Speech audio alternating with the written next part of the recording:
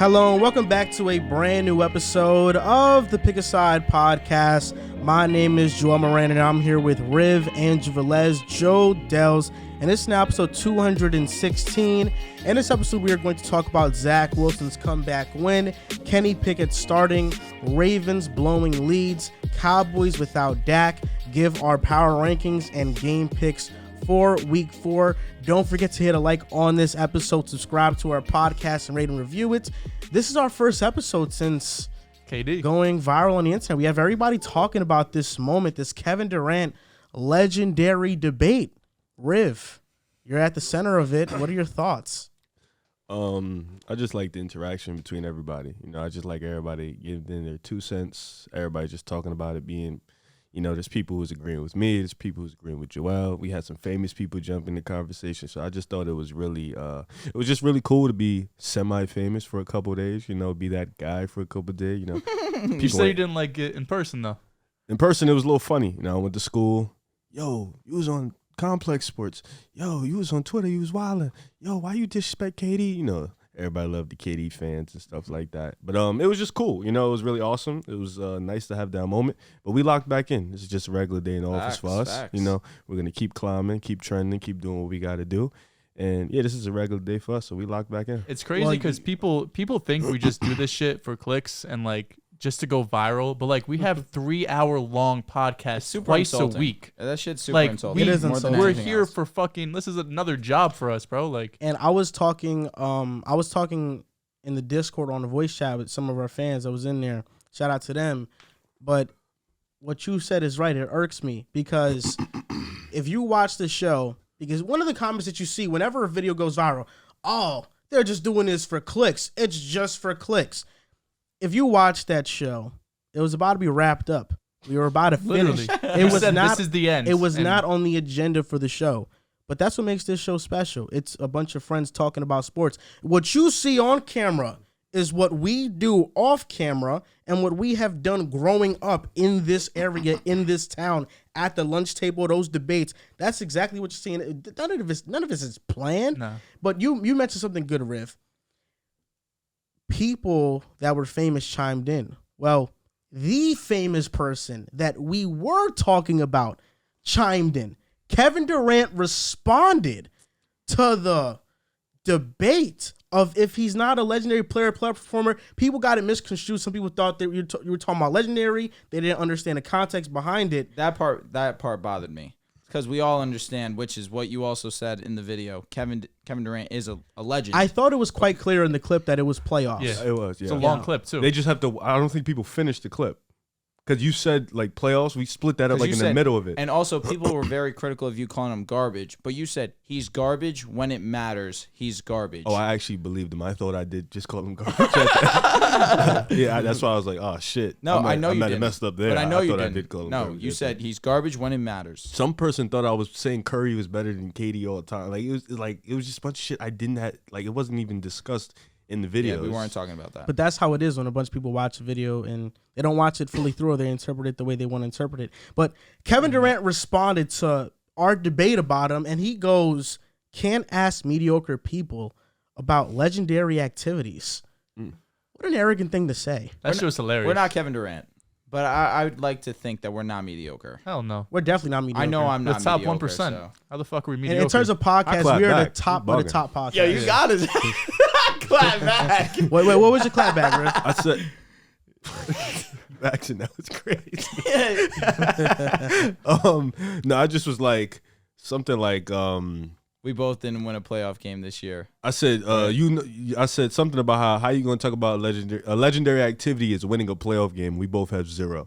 So Yeah, it's just you got a good amount of likes on that one. Yeah, I had 200. I ain't gonna get the KD likes. Hell No. Not People yet. calling us sellouts, too, for asking them to come on the pod. What are we That supposed to do? I hated Not that. have them I on the won't lie. pod? That was an L. That was an L. We got got ratio. ratio. Now we got ratio. That's ratio. We got an L. cooked. But asking tough. KD to come on the pod? I what's knew the it wrong wasn't with a good that? idea because I was the one who tweeted at him. I knew it wasn't a good idea, but I said, fuck it. Because if he does, what the fuck? Well, the last time we did that, we ended up reaching out to Darius Big Play Slay. Slay. Come on, bro. We got It's big ratio. play. Big play. I forgot. Yeah, Oh my it's okay. goodness. It's all right. No, we got So cooked. for you guys that are watching right now, Big Play Slay. He does not like being called by his first name, Facts. which is, I'm not. That's the D word on the show. And so he likes being called Slay or Big Play Slay. We just finished an interview with him. It's gonna be on Patreon. It's a Patreon exclusive for the first couple of days and maybe a week. We'll see when we release it, but it's for them exclusively because they've been supporting us for so long. But we will release it to the public soon. And again, but if you want early access, you can sign up to the Patreon. And it was a 25 to 30 minute interview. It went great. It was surreal. Riv unfortunately was not able to attend. He had an exam statistics test. Boy, that shit gave me a headache, man. I really do hate math. But I have a 94 and a 92 in my other classes. So Eating. Give me that. Don't play with them. been cooking up, locked in on them books. Okay. That Slay interview was fire. It was I know you amazing. guys are gonna see in a few days, but he's a really humble dude. He really genuinely seemed to fuck with us. It was cool. That was he fucked with that our was the cool podcast. part. Yeah. That's the thing. You're gonna have guys like Kevin Durant who don't fuck with the podcast or don't fuck Did he with see the the take on the Kevin Durant podcast. We I didn't don't even think ask. so. I don't. But you're gonna have people that fuck with us. OD. Aaron internet. Holiday follows us. Tough. Hey, don't sleep. Marcus Teague follows us. Stop sleeping. Yeah, we got some athletes following. Gilbert Arenas follows us. Yeah, loves we need to us. get, we He need to get adores Gil on the us. show. He watches everything. Shout out He to comments Gilbert. on a lot of our shit. We're still waiting for Gilly to hop on the podcast. Yeah. Yeah. He was Slow Mo said he was gonna hop on too. Facts. Kyle Anderson. Slow Mo messes with us too. Yeah, we got some boys. We got some humble We're boys. definitely not mediocre if all these people are fucking Hell with no. us. It was I funny. definitely no. It was. That's why. It was funny more than anything. That's really it. The fact that I even saw it. Hey, Like, that's you know a what's W. funny? It's funny because yeah. when the clip was posted on Twitter, I saw that it was getting some traction. Right when I saw it was getting traction, I said, Kevin Durant is responding to this. I was playing Apex with a friend, and I said, KD's responding to this. I guarantee it. I know he is. Woke up and then boom. Next day, he responds to it, can't ask mediocre people about legendary activities. Then he goes on and tweets, I'll be confused too when people said that he's being compared to MJ and Kobe, his standard at least. And somebody said to KD, with all due respect, you can try to deflect all you want, but it's just facts. And he said, if I think I'm a legend, I'm a legend. It's really that bad. was Respect real. it. That was I real. respect that. Yeah. Tough. Without a doubt. And somebody said, legends don't have to tell everyone they're a legend. And then he said, "Don't And he question said, me." well, stop questioning me. He's hilarious. Nah, KD's funny as hell. I haven't liked KD this much in years. I'm In crying. years. I mean, you're both. It's crazy. I was talking about this to the fans in the Discord yesterday, but the debate was so funny because all you guys don't fucking like Kevin Durant. I know. So it's like I really had no backup. I tweeted it very plainly. I said it's surreal that probably the greatest moment of our sports podcasting careers is getting acknowledged by far and away my least favorite athlete. Mm-hmm. But now I definitely don't hate him as much as I used to. Yeah, we've had a lot of interactions like that. It's kind of crazy thinking about it. But you're also just keep going. 100% right. When it came to that debate, you had no one on Nobody. your side. He had the anti-Nets agenda is clear with Joe. I don't have to explain it. How am I gonna side with KD And the after what he did to anti-Kristaps us? Porzingis. Tell him what I did to you in 2K with Oh, KD. it's fake, bro. That shit's fake. Nah, I told Porzingis you. Enjoy this on 2K because it's not happening in real life. Like, that's why the game is trash. That's why, enjoy it then because it's not happening in game's real like life. Now that's why it's funny, but even like going back to your point about people thinking that we do this for clicks and stuff like that. We left that podcast. Well, I left You it. were heated. I was mad. Heated as I hell. was that heated. shit was funny. And I Bro didn't. goes, I can still feel the tension in the room right now. We stopped pressing record and Joel, the first thing he says, like, I can still feel the tension. I'm over here like, I thought we're chilling. Like, we're good. No, because Riv was being a dick afterwards. He really was. How? You were being mean. You were like pulling up KD facts. You were like, yeah, he also did this. Oh, yeah. Dude, that I shit forgot was about that, too. now you know what's the funny thing is that I told you guys the day after the reason why I was upset, and it's because I knew that Riv beat me in that debate because I did not come prepared. I do not know as much as Riv off the top of my head, like these basketball stuff. So when we get into a debate and it's all scripted, it's not something that we know we're gonna do.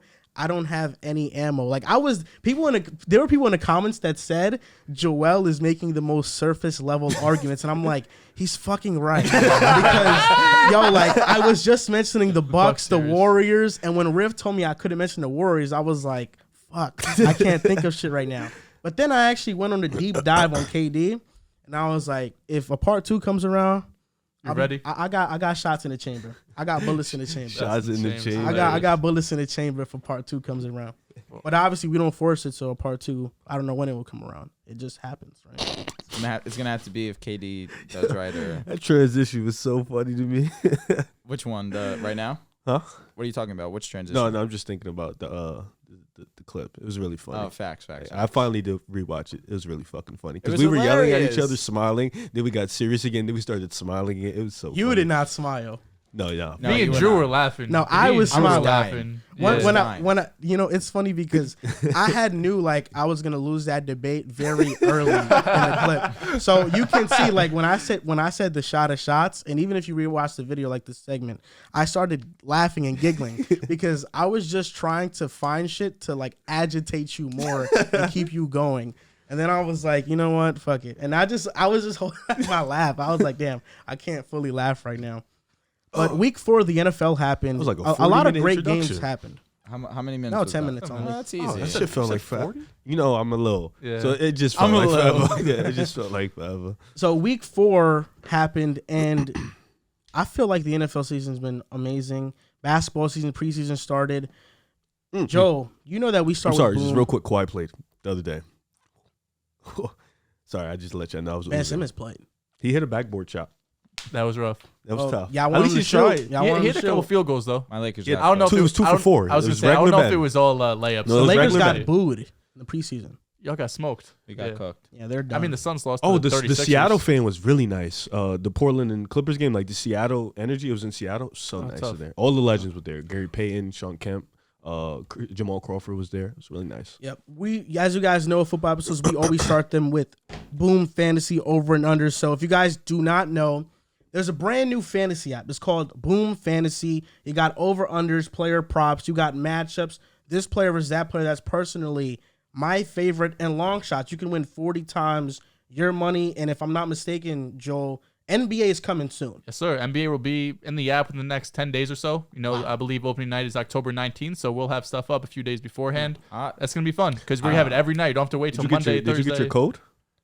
For the For league what? pass? I did get my code I for got League my Pass. code too. Yep, that's amazing. That's from 2K, right? Yes. That's tough. amazing. That's fire. So if you guys haven't already, download the Boom Fantasy app right now. Link is in our description or in the caption wherever you're watching. Over-unders for Boom. Let's get into them. Thursday night football, Colts versus Broncos. This might be the ugliest game of the week, maybe the ugliest game of the season. What No the hell? offense. These What's are two teams we're expecting to play at a high level. Neither of them been playing at a high level. Broncos have looked okay recently. Oh, you expected the Colts to play at a high level?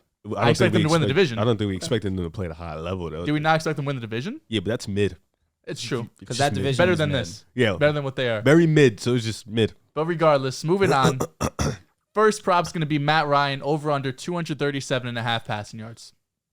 I like the Broncos going under. defense. I'm gonna take the under. Going under. That defense is Especially if nasty. Surtain's about to have Pittman. I mean, Got to be a that's- dub. JT, who knows what happens with him. I think this is tough. I think it's tough because Didn't think about that. I got to say Pittman.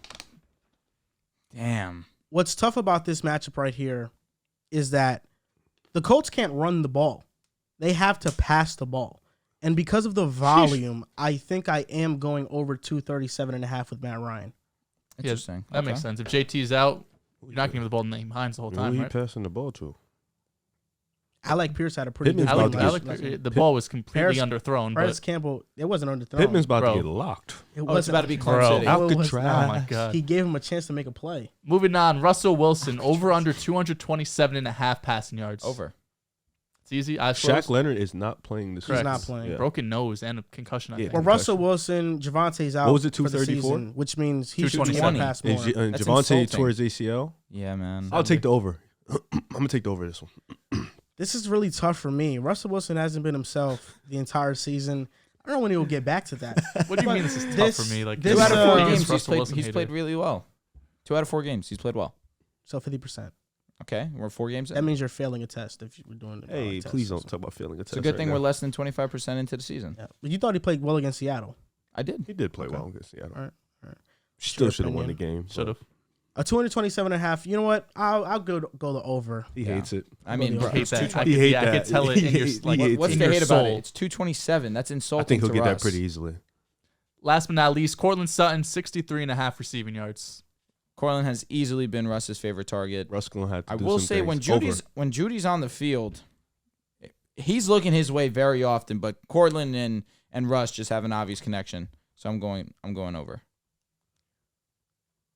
This is tough too, because both receivers are very up and down, wishy-washy so far in the season. Cortland's been pretty consistent. Yeah, but consistent he hasn't had the big time games. So 63.5 is a hard. I don't know. I thought he had like Before last week, he was top 5 in receiving yards. I'm gonna go over. I think he gets Yeah, that. smart. What'd you say, Rip? I said I'm gonna take over. Over. I feel like he's gonna have a big day. All right, that was Thursday Boom night? Fantasy. You guys said you guys been killing it so far. 4 weeks in, you guys have been killing it. If you guys were following their picks, you would have won a lot of money on Boom Fantasy. So use the link in our bio to do so. And are we announcing a 2K giveaway winner soon? Pretty Yeah, soon. whenever. Honestly, it's been about a month. Do we? Okay, Right. cool. So we got. So who? How we? Never mind. I have the emails. I have the We have to emails. just We wrap, have like, to do pick the out raffle. our hat or Yeah, something. that's what I was trying to figure. Like, how we doing that? Yeah, just put the emails. in the- Run me in there. No. Why? Bro I'm not gonna win. loves- I'm doesn't just work not like Bro gonna win. loves trying to have a chance to win. I know. I like he was that. doing it I on like all the whatnot. interacting to the biggest extent with my fans. That's fine, but if you I win love 2K, being near them, around them. Those are my guys. understand. Why don't y'all be better? How about that? You ever thought about that? You ever thought about that? No, yeah, I didn't. So I'm a fan favorite. Oh, yeah? The fans love you? Love me. They do love you. It's not to love, right? I'm waiting for her to say something back. On to the first segment of the show.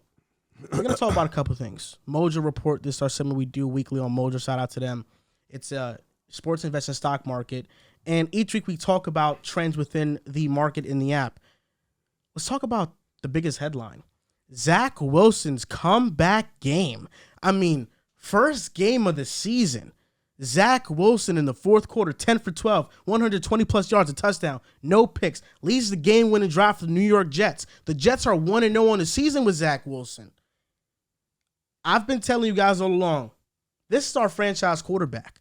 People can talk about all they want about the first 3 quarters of the game, but let's be honest. He was rusty. The Jets didn't put him in the best position offensively, and if you've been watching the Jets, which I wouldn't blame if you haven't, with Joe Flacco and with Zach Wilson, there's clearly a difference in energy within the players and how they respond to Zach. And a bunch of those sacks that Zach evaded, Dog. Joe Flacco would have gotten Well, With chops. would have Would've been been chops. over. He's a pocket But Ain't but that now type, listen, you know? Zach Wilson had 2 of the best moments this week by any player. Zach Wilson leads a game-winning drive. And what did he do? He caught a receiving touchdown and hit the gritty. He asked Justin Jefferson, rate it. He said 9 out of 10. He stamped him. Zach Wilson has too much swag, talent, potential, and goddamn skills to be a bad quarterback. I invested in him for $32. Right now he's at $34. I invested a couple shares into him. I'm up right now. So I'm feeling amazing because when you believe in players, this isn't just for show. We're putting our money where our mouth That is. is dope. And Zach Wilson right now is making me money because he's my franchise quarterback. And I'm glad Mojo is giving me the opportunity to invest in the guys I believe in. That was beautiful. That was very beautiful. I'll tell you what, he got saved because it was looking ugly. How do you get saved? Because the Fourth first quarter. 3 quarters, he was very mediocre. I Fourth know, quarter, but how do you get saved though?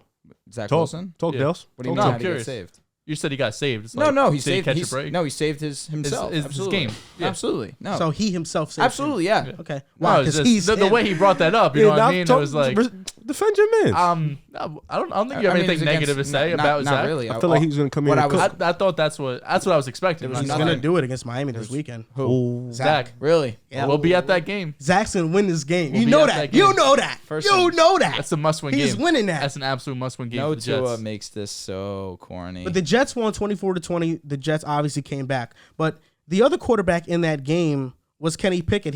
A rookie. Mitchell started the game, but he was brought in because the offense was boring. It was stalling. It was Boring. like, Steelers are paint horrible to drying on watch. the Couple wall. weeks too It- late It for wasn't that. that good. So Kenny Pickett, did he impress you? Now, since this game, his stock is up 17.9%. It makes sense because now he's the starter for the season. But are you high on Kenny Pickett? What did you see from him in that game?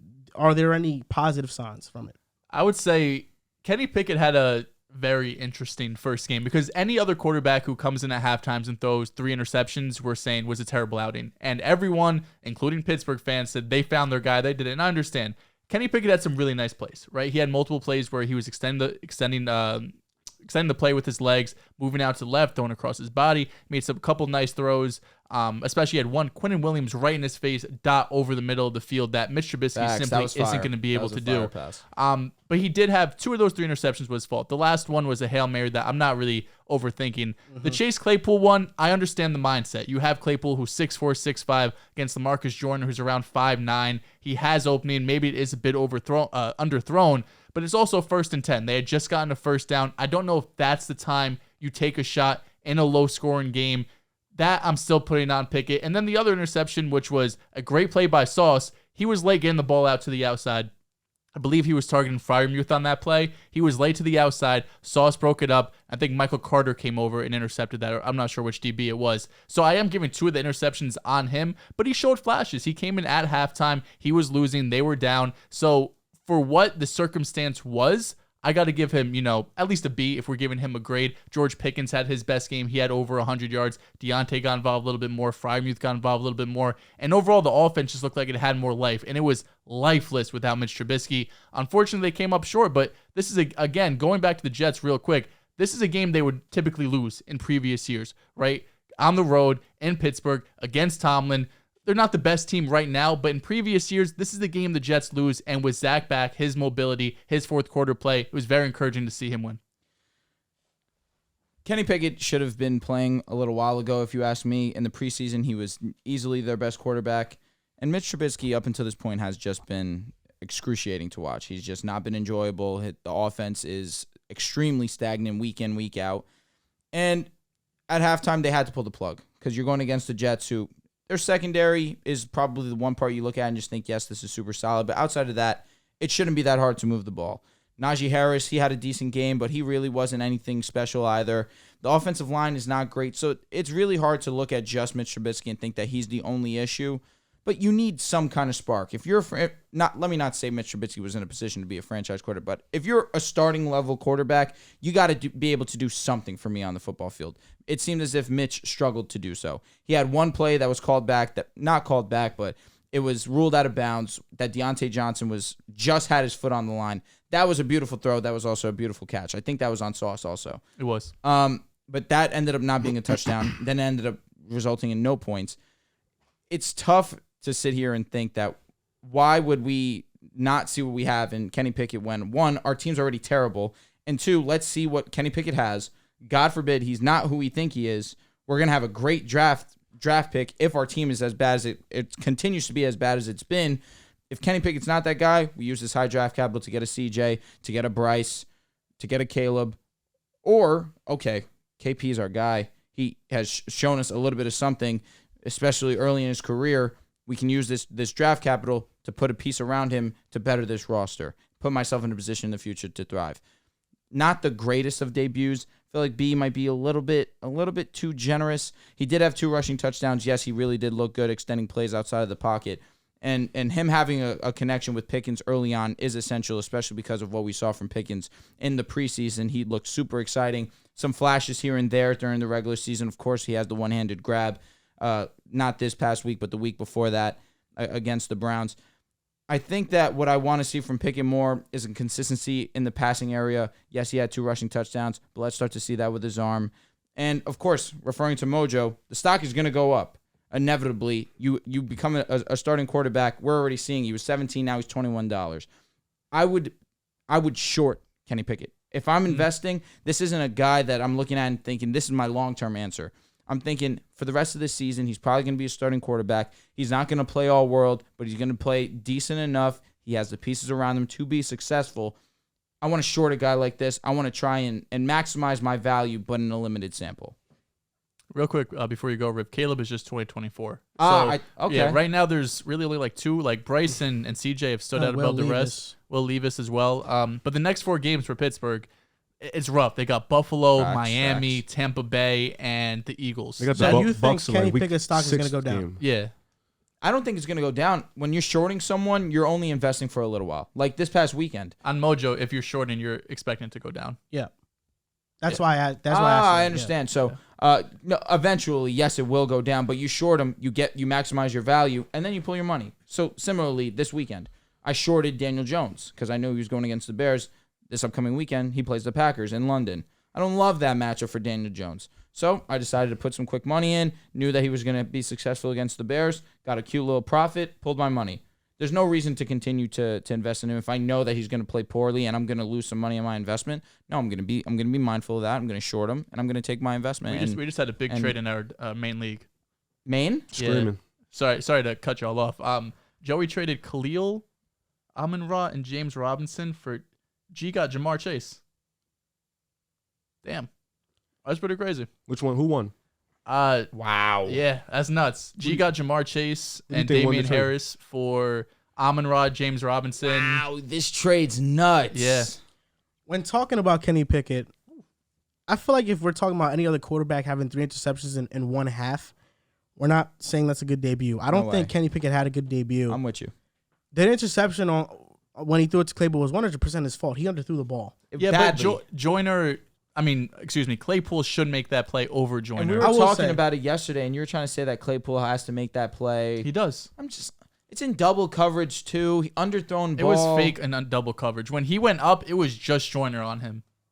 It was underthrown. It was yeah. very underthrown. The thing about Kenny Pickett is that when he came into the game, he gave them a spark. I think he did. The offense definitely moved better. And I feel like he just has better command of the offense over Trubisky. I'm with you. And he's not afraid to make throws. You saw a back shoulder throw to George Pickens, a rusher in his face. He gets hit and hits Freiermuth down the field in the middle field. Those were some good plays. But I feel like Kenny Pickett, I wasn't the highest on him coming out of college. I don't know if he's the answer for Pittsburgh. Is he somebody I'm investing in? I don't know if Kenny Pickett's the guy that I'd invest in. Maybe for the short term, just because I'm with you. Kenny Pickett, to me, he'll be the starter. His stock will go up off a couple good games. But I think this is major news for a guy like George Pickens. So that begs the question, because George Pickens' first 100-yard game, most of that was due to Kenny Pickett targeting him. Now that the Steelers are starting Kenny Pickett, are you investing in Kenny Pickett and George Pickens, or are you just trusting in that George Pickens investment to go up? I'm definitely in on George Pickens. You saw the connection they had in the preseason. Had it with Mitch too, but with Pickett some as well, and in training camp the whole time. I just think Pickett had a lot of experience with Pickens in training camp. Pickens wasn't always with the first team, and Pickett was obviously with the second team as well. So you saw the connection right away. And I liked Pickens more as a prospect at a wide receiver position than I did Pickett at the quarterback position. So I would definitely still be invested in George Pickens, but I'm on the same, boat as you. Pickett, I think, was my QB1, or maybe it was Malik, but regardless, I wasn't in love with anyone this quarterback class. I do like Pickens a lot. I like his upside. We know Pittsburgh can develop receivers, so I'm definitely not Pickens. George Pickens is at $9 right now. Steal. 10% increase from this past week. I mean, he's young. He's What one was of the he before? flashier. 10%. He'd be at like 8-10 before. He's young. He's one of the flashier wide receivers in this draft class. You gotta at least be interested in investing. And in he made a Pickens. couple nice plays on DJ Reed, who's been spectacular this season. Basically, just don't even throw DJ Reed's way. That's how great he's No, been. there's no question I'm investing into George Pickens. I think George Pickens is a legit receiver. I have doubts about Kenny Pickett as a quarterback, so I'm not trusting that investment. But George Pickens, I think, is the winner in this new quarterback room of the Steelers. Or not quarterback room, but of Kenny Pickett finally starting, George Pickens is definitely the winner because Mitch Trubisky wasn't targeting him much. I think Kenny Pickett, that's going to be possibly his go-to option next to Deontay Johnson. It's going to be Pickens, and Deontay Johnson, so I'm definitely investing in George Pickens. I think Freiermuth, too, is a good call. We know rookie quarterbacks love tight ends. Got big guy over the middle who has good hands. I think Claypool is the one guy out of this offense that I'm taking a step back from. Najee, we saw this year as well. Najee just... The difference between Najee this year and last year, Ben was targeting him a lot in the passing game. This year, not so much. The offensive line still hasn't been good. So you're relying on Najee to get those goal line carries and get those touchdowns, which he hasn't been able to do this year. His efficiency hasn't been there this year. I still like Najee as a player, but the Steelers need a more explosive offense for him to get going. Now I have a question for you guys. And sorry, then you could go, All Drew. good, bro. No worries. Kenny Pickett, 2 rookie quarterbacks I want to talk about. Kenny Pickett and Desmond Ridder. Kenny Pickett is at $22. He just got the nod to start. Desmond Ridder's at $7. Which one would you rather invest in right now? $7 is cheap for Ridder. Mariota hasn't been terrible. He hasn't been good. I don't think Mariota's been terrible, but I think we are going to see Ritter this season will. inevitably. And I do think Ritter in Atlanta's offense, I trust Arthur Smith as a play caller and getting Desmond Ritter in rhythm. Like, Yeah. I think Ritter's price can go up tremendously. You trust it even though he's not getting Kyle Pitts incorporated into the offense? I do, Arthur. I mean, even though Kyle Pitts is not incorporated to the offense, the Atlanta Falcons running game, despite an offensive line It's been great. that we don't hold to high regard, has been absolutely amazing. Yeah. The coaching staff in Atlanta knows what they're doing. People want to pinpoint that Pitts situation. Arthur Smith is a fantastic offensive play caller. There's no doubt about it. He's fantastic. So what's the prices? What's the Desmond Ritter's at $7. Pickett's at $22. The only thing about Ritter is if Atlanta struggles this year, which we're expecting them to, they could be in the conversation for quarterbacks. They used a third, fourth round pick on Ritter, so they're not heavily invested in him to the fact that if they have a chance to get Bryce or CJ, they'll probably jump on it. Or Pickett, on the other hand, I don't think the Steelers are going to be as bad, and also having first round draft capital, you probably have a bit of a longer leash. It's more of a risk for Ritter, but he's so cheap right now that I would throw a couple shares on it to see what happens. If you throw $50, $70 on that, and he ends up becoming a starter, you're looking at him going from $7 to and they have the weapons. most 20 likely plus. 15. Yeah, and you get Calvin Ridley possibly back next year. That could be one of the most explosive offenses in the league if Ritter can take that step It's like with Pitts in London. Just from Bailey Zappi entering the game, he went from a couple cents to $5. That just goes to show you. Get him in the game, we can see what happens. Yeah, and once Desmond Ritter starts, if he has a couple good starts, he goes from 7 to 20 plus. And the only difference why we probably look at KP and he's a little bit more money is that, one, he was drafted in the first round, and of course, he just made his first appearance in an NFL game. Ritter being a third, fourth round quarterback, he's not going to be valued in the teens similarly to Kenny Pickett. And if you want to invest in Pickett, I would wait a couple weeks until this 4-game stretch is over where they're playing legitimately 4 of the best teams in the NFL. Then invest in him after his price has gone down a little bit. Get some more value. This week against Buffalo could be ugly. Yeah, like, very. extremely ugly. Like, it's unfortunate that they're doing him like this. yeah. Sure. Now, before we move on from Mojo, we have another little game I want to play here. And this is about shorting a quarterback. So you're betting on their price to go down. Now, I'm going to list some quarterbacks, and you tell me if you're shorting this quarterback or not. First name up, Matt Ryan. I mean, he's over 100 beans right now. Shorting.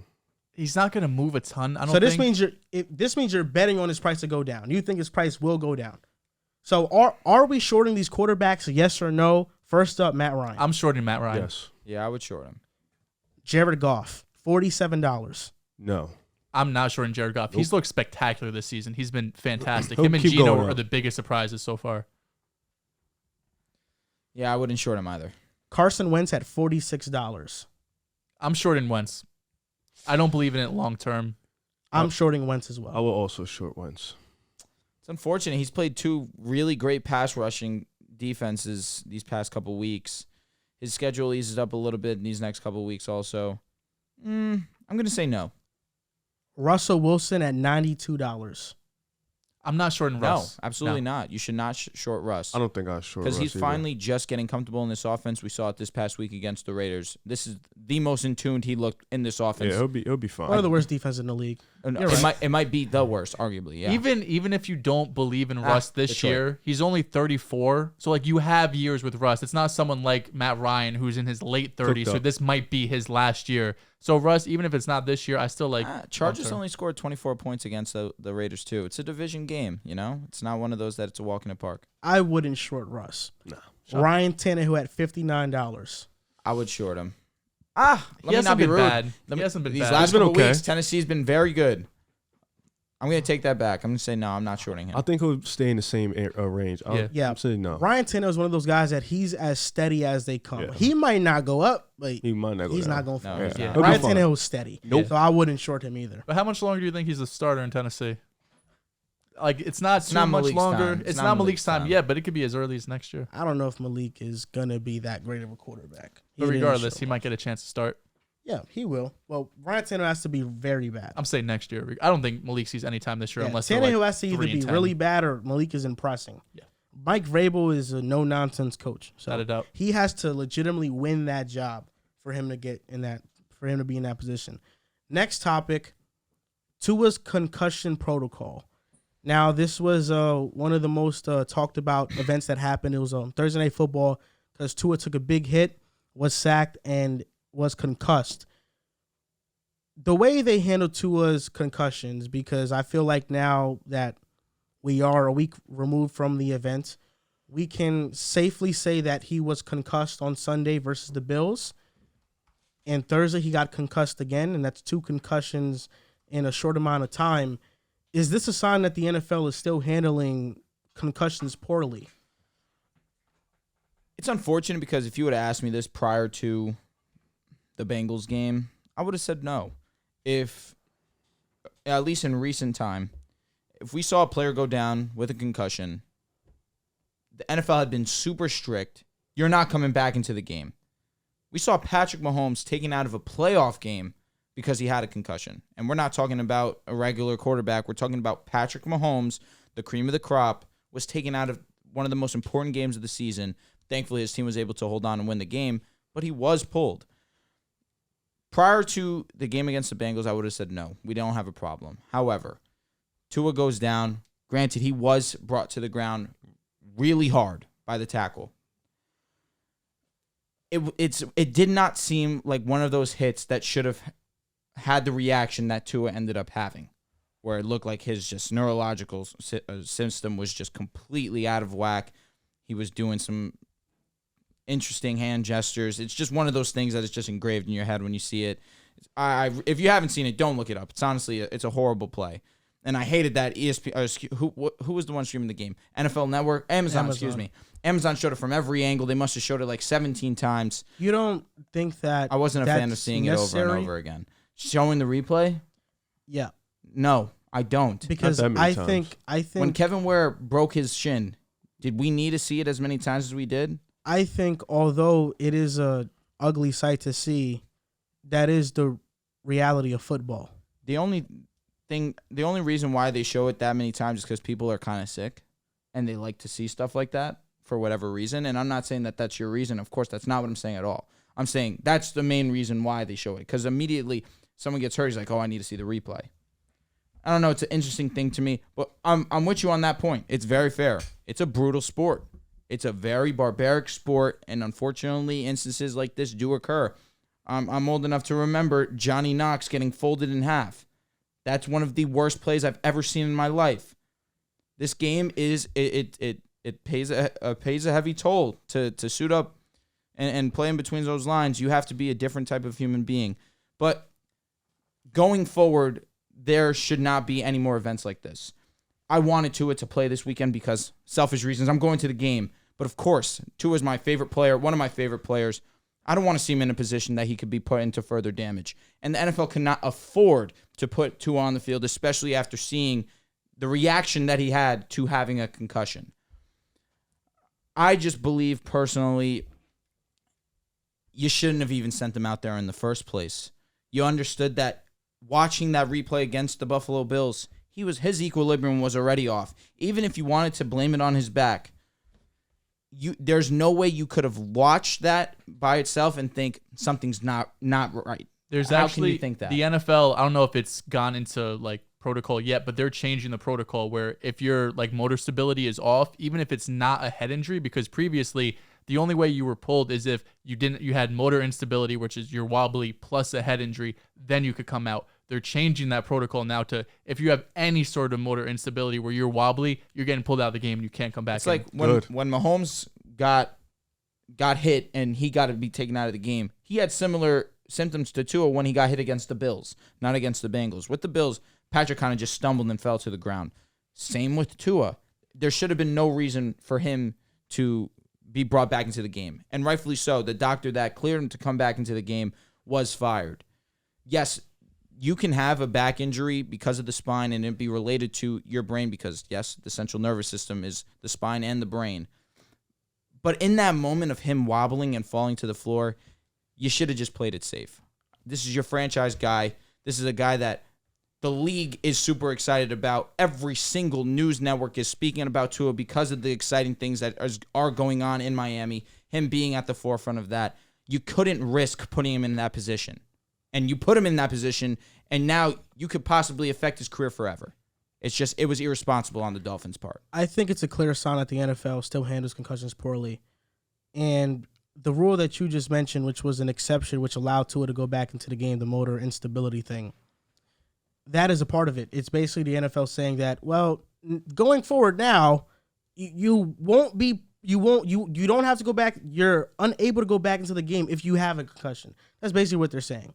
Before, you can have a concussion, but as long as you say you're okay, you could go back out there, and they're not really going to do much to stop you from doing it.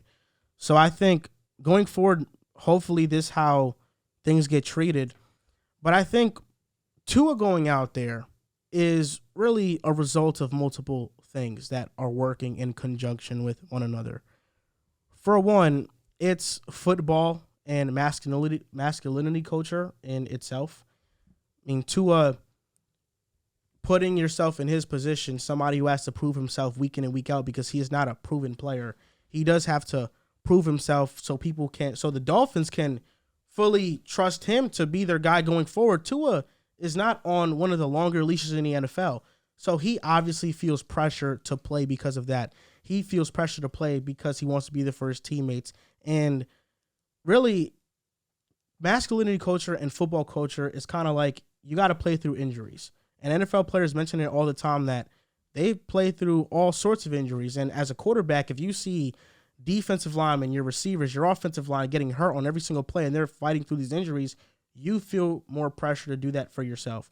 And I feel like that was definitely in play.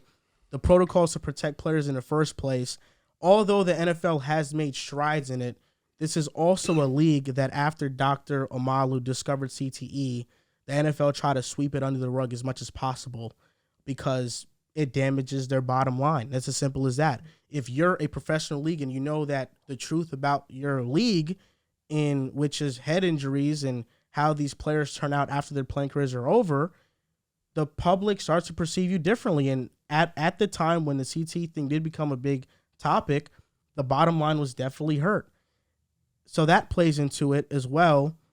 And also, we have to realize that the doctor was fired that allowed Tua to go back into play.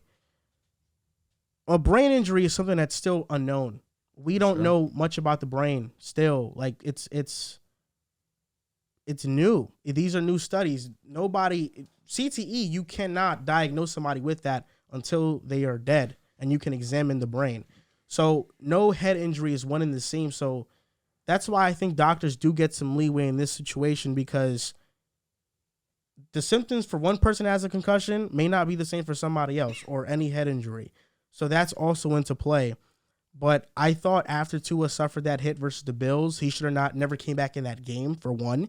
And he should have never played in the Bengals game. It was too short notice, and you put him in harm's way because of second impact syndrome, which is having 2 concussions in a short amount of time.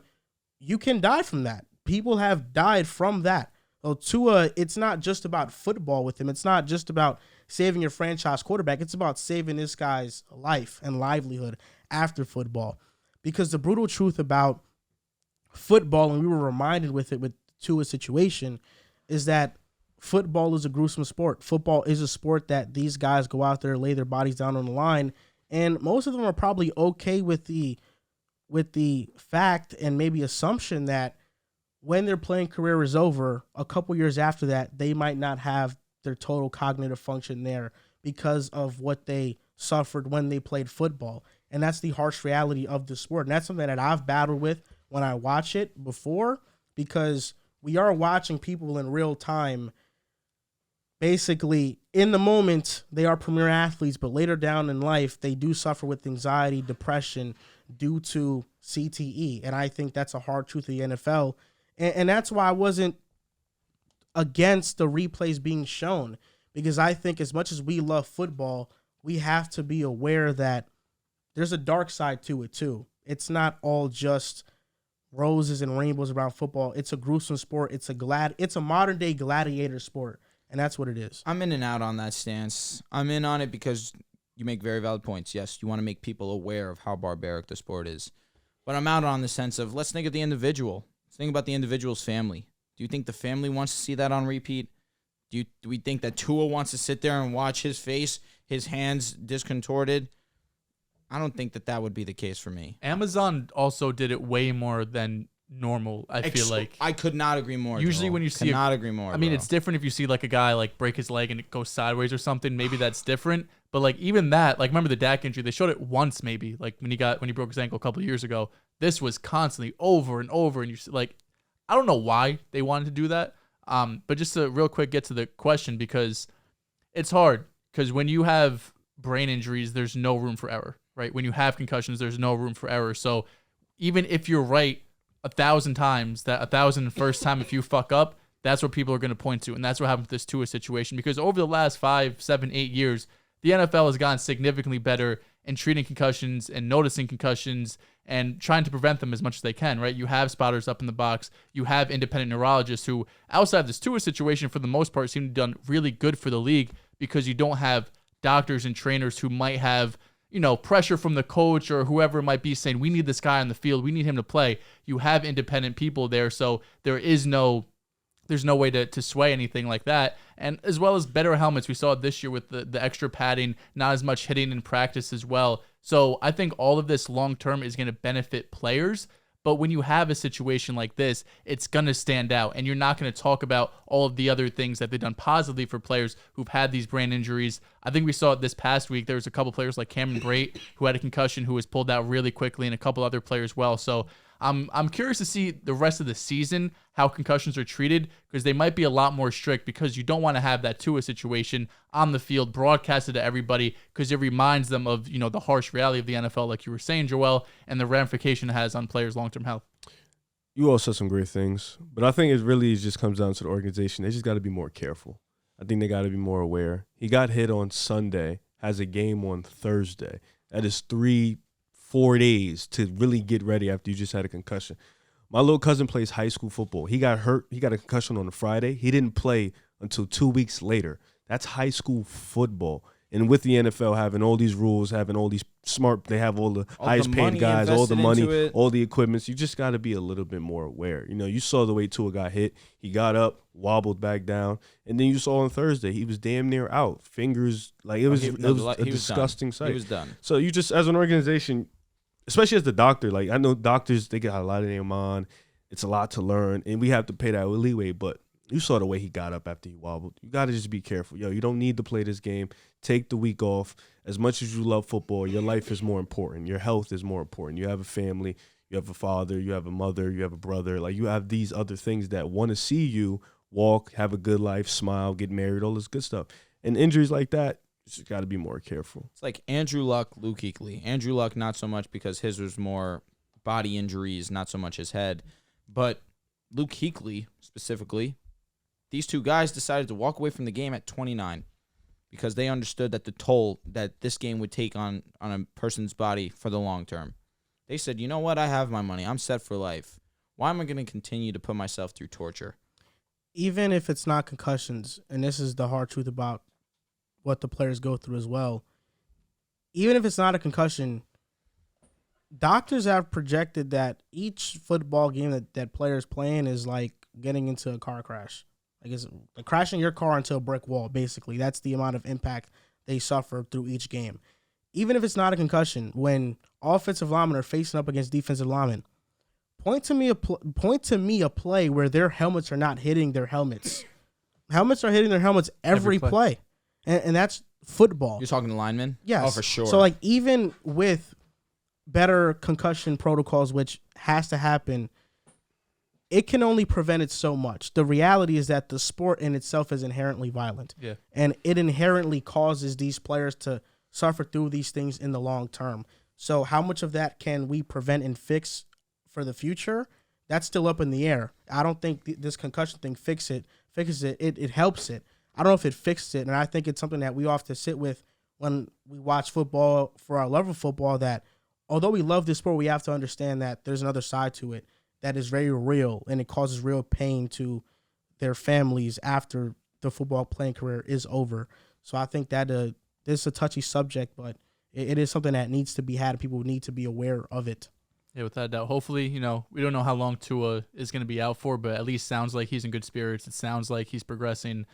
So, obviously super grateful and thankful that he seems to be out of the woods in terms of nothing severe long term. So thankfully that happened.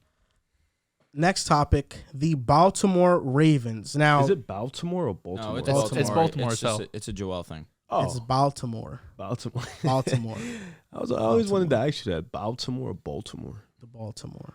It's ball. It's the same thing. Like, is it respect them. like basketball? Basketball? I don't know. Baltimore. You need the BAL. Baltimore. Basketball? Is it Baltimore? Well, it's Baltimore. ball.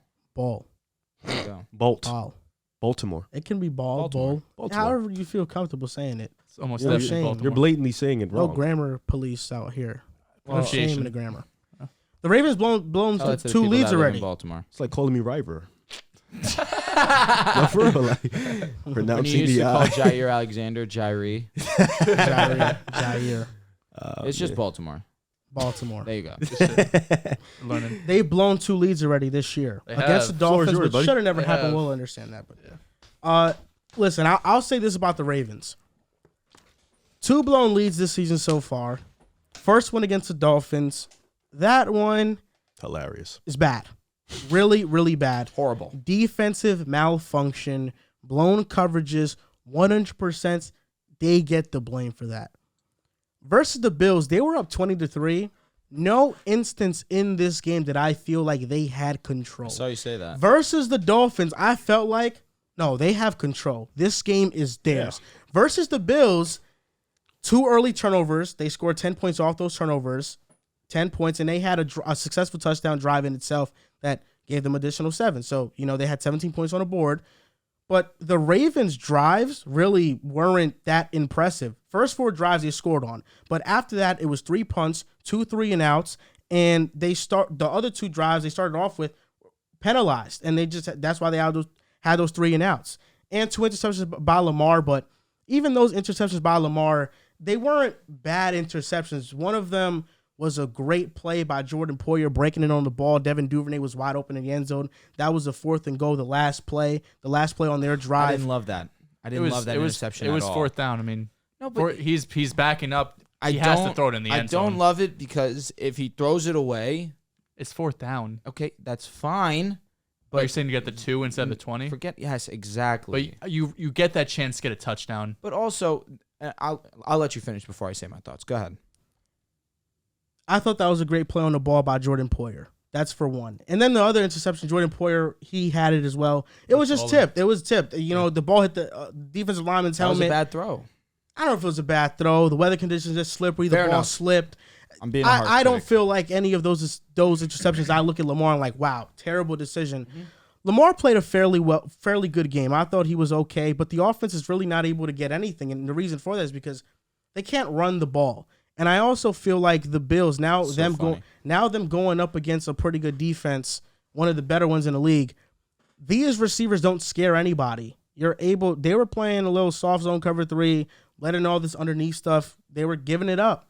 Rashad Bateman, although he's been better this year and he so far has had a good season, he's not scaring any defense. He's not somebody defense's game plan for. Mark Andrews is Mark Devin Andrews. Duvernay's not that either. Mark Andrews is a fantastic tight end, but when he's being guarded by Marlon Humphrey Mark Andrews, when he's being guarded by guys like Matt Milano and Tremaine Edmonds, which they're the top linebacker duo in the NFL, it's hard for him to get going, and I think they showcased it.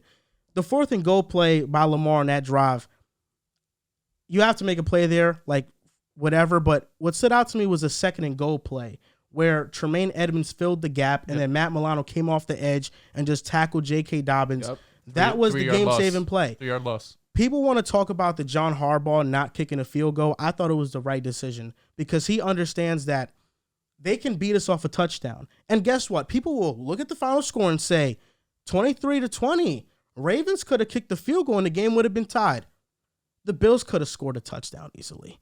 They would have. They were at They the did it. goal line. Yeah. They were within the 5-yard line. They chewed clock. And if it wasn't for Adolfo Owe, which it was clear the Ravens were going to let Devin Singletary score, he tackles him, which messes everything up. But the Bills were in clear control of scoring on that drive. John Harbaugh knows this defense is not good. The Ravens defense is not good. It's not good. Josh Allen will go down the field and score a touchdown and beat us. So guess what? I'm going to get ahead of the curve. I have one of the best quarterbacks in the league. We're going to go for it on 4th down. It's 4th and 2. Let's go for it. Fuck kicking the field goal. Let's go for it. Unfortunately, they didn't get it, but people are questioning John Harbaugh's decision. I thought it was the right decision. And although on paper this goes down as a blown lead, I frankly did not watch this game and think that the Ravens had control of it. I mean, I didn't feel like, even when they were up 23, I didn't feel like, oh, the Ravens are clearly the better team right now. I just felt like some things didn't go Buffalo's way, but Buffalo started rolling. Right before that first half, they scored, and then in the second half, they started rolling. I never felt like the Ravens were the better team in this game. I felt like Buffalo started off slow, but I didn't think the Ravens dominated in any facet in this game. Offensive, defensive line, nowhere really. For me, just to start off the game in the beginning, like you said, a lot of turnovers. Josh Allen just looked really, really bad. It was just the whole offense in general for the Bills looked really bad. Credit to the defense for the Bills. It's been pretty fucking amazing throughout the year. With the rookies and young players. And this team looks on offense usually plays well outside of that game. In the Miami game, it was really fucking hot. But this team looks as complete as any team in the league. For Baltimore, coming into the season, we all thought this would be an elite group. Maybe not elite, but we thought this would be a great one of the defense. best secondaries in the league. Yeah. And they've just been past 2 weeks failing Lamar. And I say failing Lamar is because he's put on MVP performance after MVP performance. He's been probably the best quarterback in the league through these first 4 games. And I know he threw 2 interceptions, but like you said, a lot of that, the Bills' defense ended up being great. Josh Allen ended up in the second half getting it done for his team. They chewed clock. They had a chance to score before even chewing the clock. But for the Ravens, this defense has to step up. Last 2 weeks, we can call these kind of like similar to playoff games. These are important games in the regular season, big-time games against 2 teams you possibly might see in the playoffs. You blow the big lead against Miami defense, and then against the Bills, you couldn't get key stops, defense. Offensively, Lamar wasn't great, but he made some struggles, but still. Lamar's been carrying his team for 4 weeks. And come playoff time, this stuff like this scares me because you need your defense to be in your A game against the AFC with some high-powered offense. The Dolphins, the Chiefs, Patrick Mahomes, Josh Allen, and the Bills, just to name a few. So I think right now the defense has got to get it together. We thought this would be the best secondary, or one of the best secondaries in the NFL. It has not been. They need to get it together. Definitely need to get it together. You want to go, Drew? Sorry. Go ahead, man. I think you guys touched on it. First game, Miami, it's all on the defense, right? If you want to nitpick and say you have to score more in the second half, you score 28 in the first half, 10 in the second half. 38 points gets you a lot of wins in this league, right? Yeah, they touched the ball a decent amount. They did. No, without a, 20 in the first half, 10 in the second half. That's what I'm saying. The one thing I will give them credit is that Lamar did get points. Got the field goal and put him in a position to win the game. Yeah, and he didn't convert on 3rd downs, though. Correct. Yeah, no, and facts. Listen, this is back-to-back games where they had chances to put it away, and they didn't. In the Miami game, they went down the field. They picked up 30, 40 yards, got in Justin Tucker range, and just barely. It was a 50-plus, 55-yard field goal, whatever it was. Tucker, obviously one of the best of all time, hits that kick. And then this previous game where you're 2nd and goal on the 2-yard line, you run the ball, lose 3 yards. I think they ran the ball again, got nothing, and then it was 4th down, and it's Lamar make a play. And to what you said, Joel, I agree. You have Lamar Jackson. He has proven time after time, 4th and short, he makes plays happen. He's probably the best playmaking quarterback in the league. Him, Josh Allen, Mahomes, all in that elite tier. So I don't have any problem putting the game in the hands of your best player.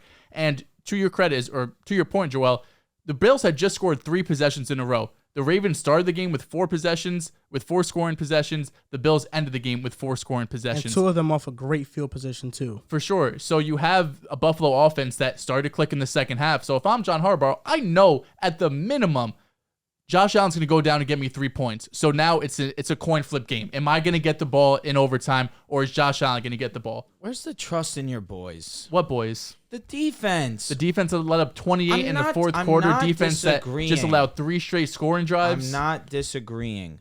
I get you. You want to put your trust and whole faith in Lamar because yes, he's your best player. But trust the defense. He's your guy. Give them a chance to play with the lead. Like, to put the pressure on them to right the wrongs of what happened with Miami. I feel like the Bills would have did the same thing. The Bills would have scored a touchdown. They kneeled thing on the is, 1 yard line. We don't know that per se. Yeah, they definitely drove down. we don't it know was that. a 12-yard, 77-yard. It was drive. clicking. That 12 plays, second half. 77 It was yards. theirs, bro. One thing to their credit too, the Bills know how to put together a long drive. Those guys are just absolutely all world at that. But that's besides the point I'm trying to make right now. You have the best kicker in the game. You know you're going up 3. It's a guaranteed at that point. I just think, like, I know what you're saying, but anybody in John Harbaugh's situation with that talented quarterback is going for it. And when you Allen, have Mahomes, if you don't Lamar, have Josh Allen the other side, if you have You're just going an for average quarterback, I get taking 3. When you have the best of the best who's on the been other clicking side, all second half, like Yeah. it's been But their half. But you got to look at it like this. The Ravens offense was not clicking all second half. Trust your playmaker. Get any points on the board. yeah, but at this point it's the defense because you already now know you're you trusting have on the 3. defense What you that's guys been are saying folding on is, you. I'm not saying you guys aren't making fair points. You guys are making fair points. My thing is, we saw it happen against Miami. He completely showed a lack of faith in his defense. For valid reason, you could say, but why not give them the chance to show it? It's still early in the season. Why not put the pressure on them to maybe spark something in them? Yes, they ended up kicking a field goal, but then let's go into overtime. But then it's a coin toss. It's, If Josh Allen gets the ball, It's come over. on. But that's fine. But they ended up losing regardless, so what does it even matter? I know because if you score the touchdown there, though, then it's different. But it didn't happen. And then that throw by Lamar, to get back to the point, throw it out of bounds. No. Throw it out of bounds. Don't throw it out of bounds, bro. But why? All right, no, fine. Because instead now of having the Bills work at the Playing 2, conservative, man. You're playing at that point. You're playing for a tie. No, what they if you're playing conservative, you kick the field goal. If you're playing conservative, if you throw it out of bounds, you're playing for a tie. not necessarily. If It's 20-20. if you throw it out You're of not bounds giving a and you chance a guy to understand, make a play. but then now you're putting your defense in a worse Devin position. Duvernay was wide open. At the beginning, he saw him late. Yeah. Yeah, in the But beginning he of the was play, wide I open. was Like, gonna say it seemed as if I remember the corner was on Devin Duvernay and then Poyer comes in. Lamar was late to the ball. if Poyer, it was a late pass. nobody was on Duvernay. Poyer came in. Poyer made a fantastic play. Lamar threw it a tad I bit thought late. that He said corner in the was press on. conference too. He said if I saw that right when I hiked the ball, it would have been a touchdown. Yeah, like Lamar threw it a tad bit late. There's no doubt. But Jordan Poyer made an excellent play. He did. read that. Like that wasn't his initial assignment, but he read that and went over But that. that interception was pretty bad. Where else are you gonna throw it? you don't throw it out of bounds, bro. An You incompletion was more beneficial than an interception, and that's the truth. Wait, how come though? Wait, I just want to I mean, that's very. I mean, I've said it already. If because you want, start at the 2-yard line versus the 20-yard line. correct. But the Bills starting their offensive drive at the 20 versus the 2. Just that interception. You're right. Never Thank mind. you. That's I got lost for a it's second. pretty No, self-explanatory. no, I'm glad. yeah, Yeah, word. I understand. I just think that now Bro was about to cook them and then realized, damn. You put the defense in a worse position that you already said, all right, I don't trust you guys. I'm going to put the faith in Lamar. Now we're getting As you worse should. field position. I don't disagree.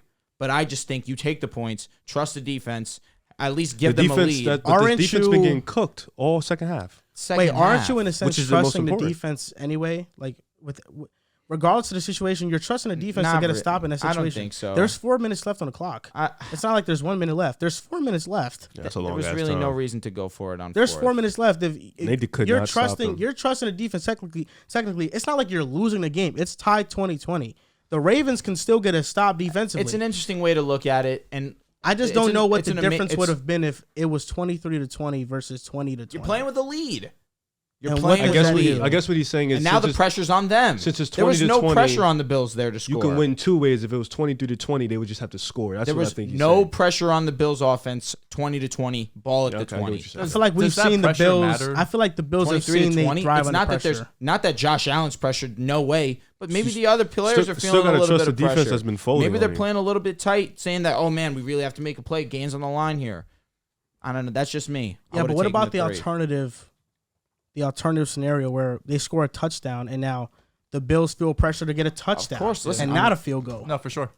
But that's on the case. They tried that option. And it didn't work. If they weren't playing the Bills, I'd be on your side. If they weren't playing the Bills, Chiefs, Eagles, like the top, We the can't literally pretend like the best Baltimore's teams a in the regular league. team, though. We know Their Baltimore's defense not is a ass. regular No, team. but that's fine. But we know it's Josh Allen. Doesn't matter who This he's ain't a playing. regular He's gonna quarterback. Defensively, go the down Ravens the are field. definitely regular. Say it one more Yeah, time. defensively Defensively, for sure. the Ravens are definitely Mid. regular. I'm with you there. Very mid. I'm with you.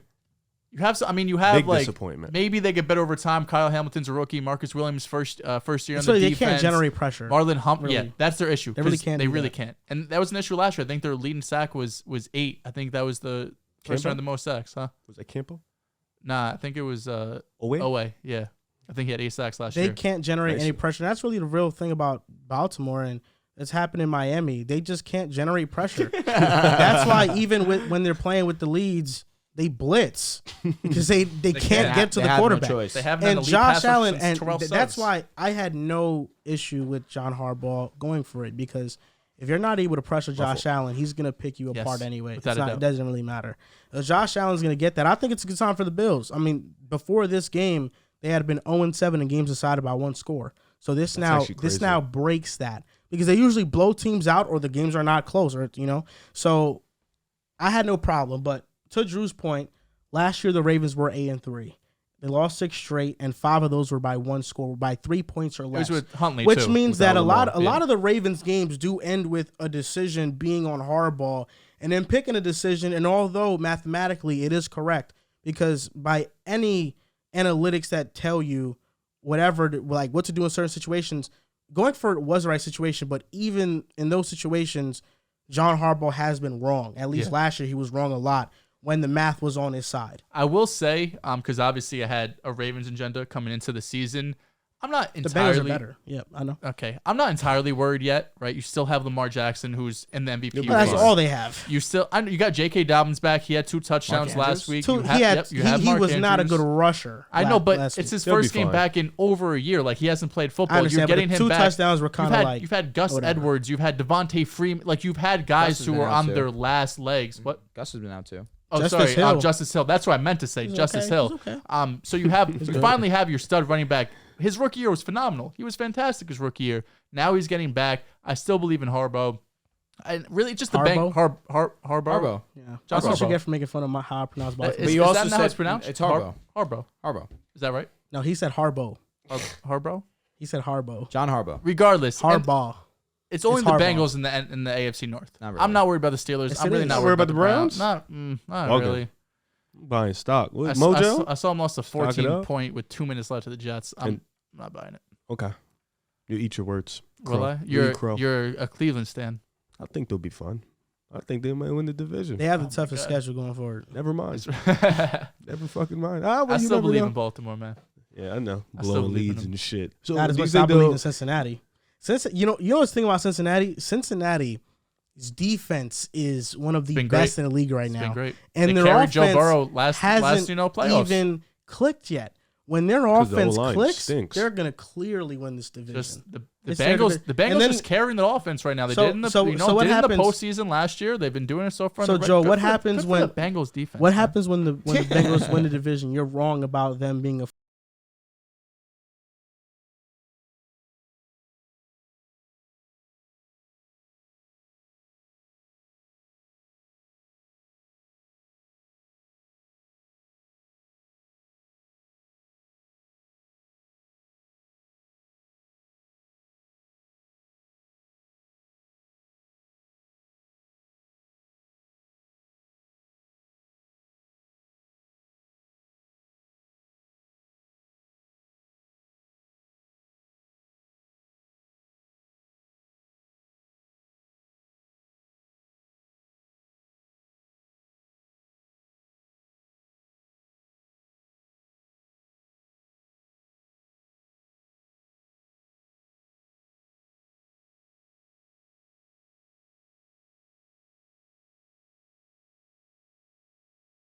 fluke. And right? You've been wrong a lot this year, so I mean, can't always be right. Well, It's- I was we're right both on the 2-2. Rams not winning the NFC West, and that take looks pretty great What right do you mean now. you were right about it?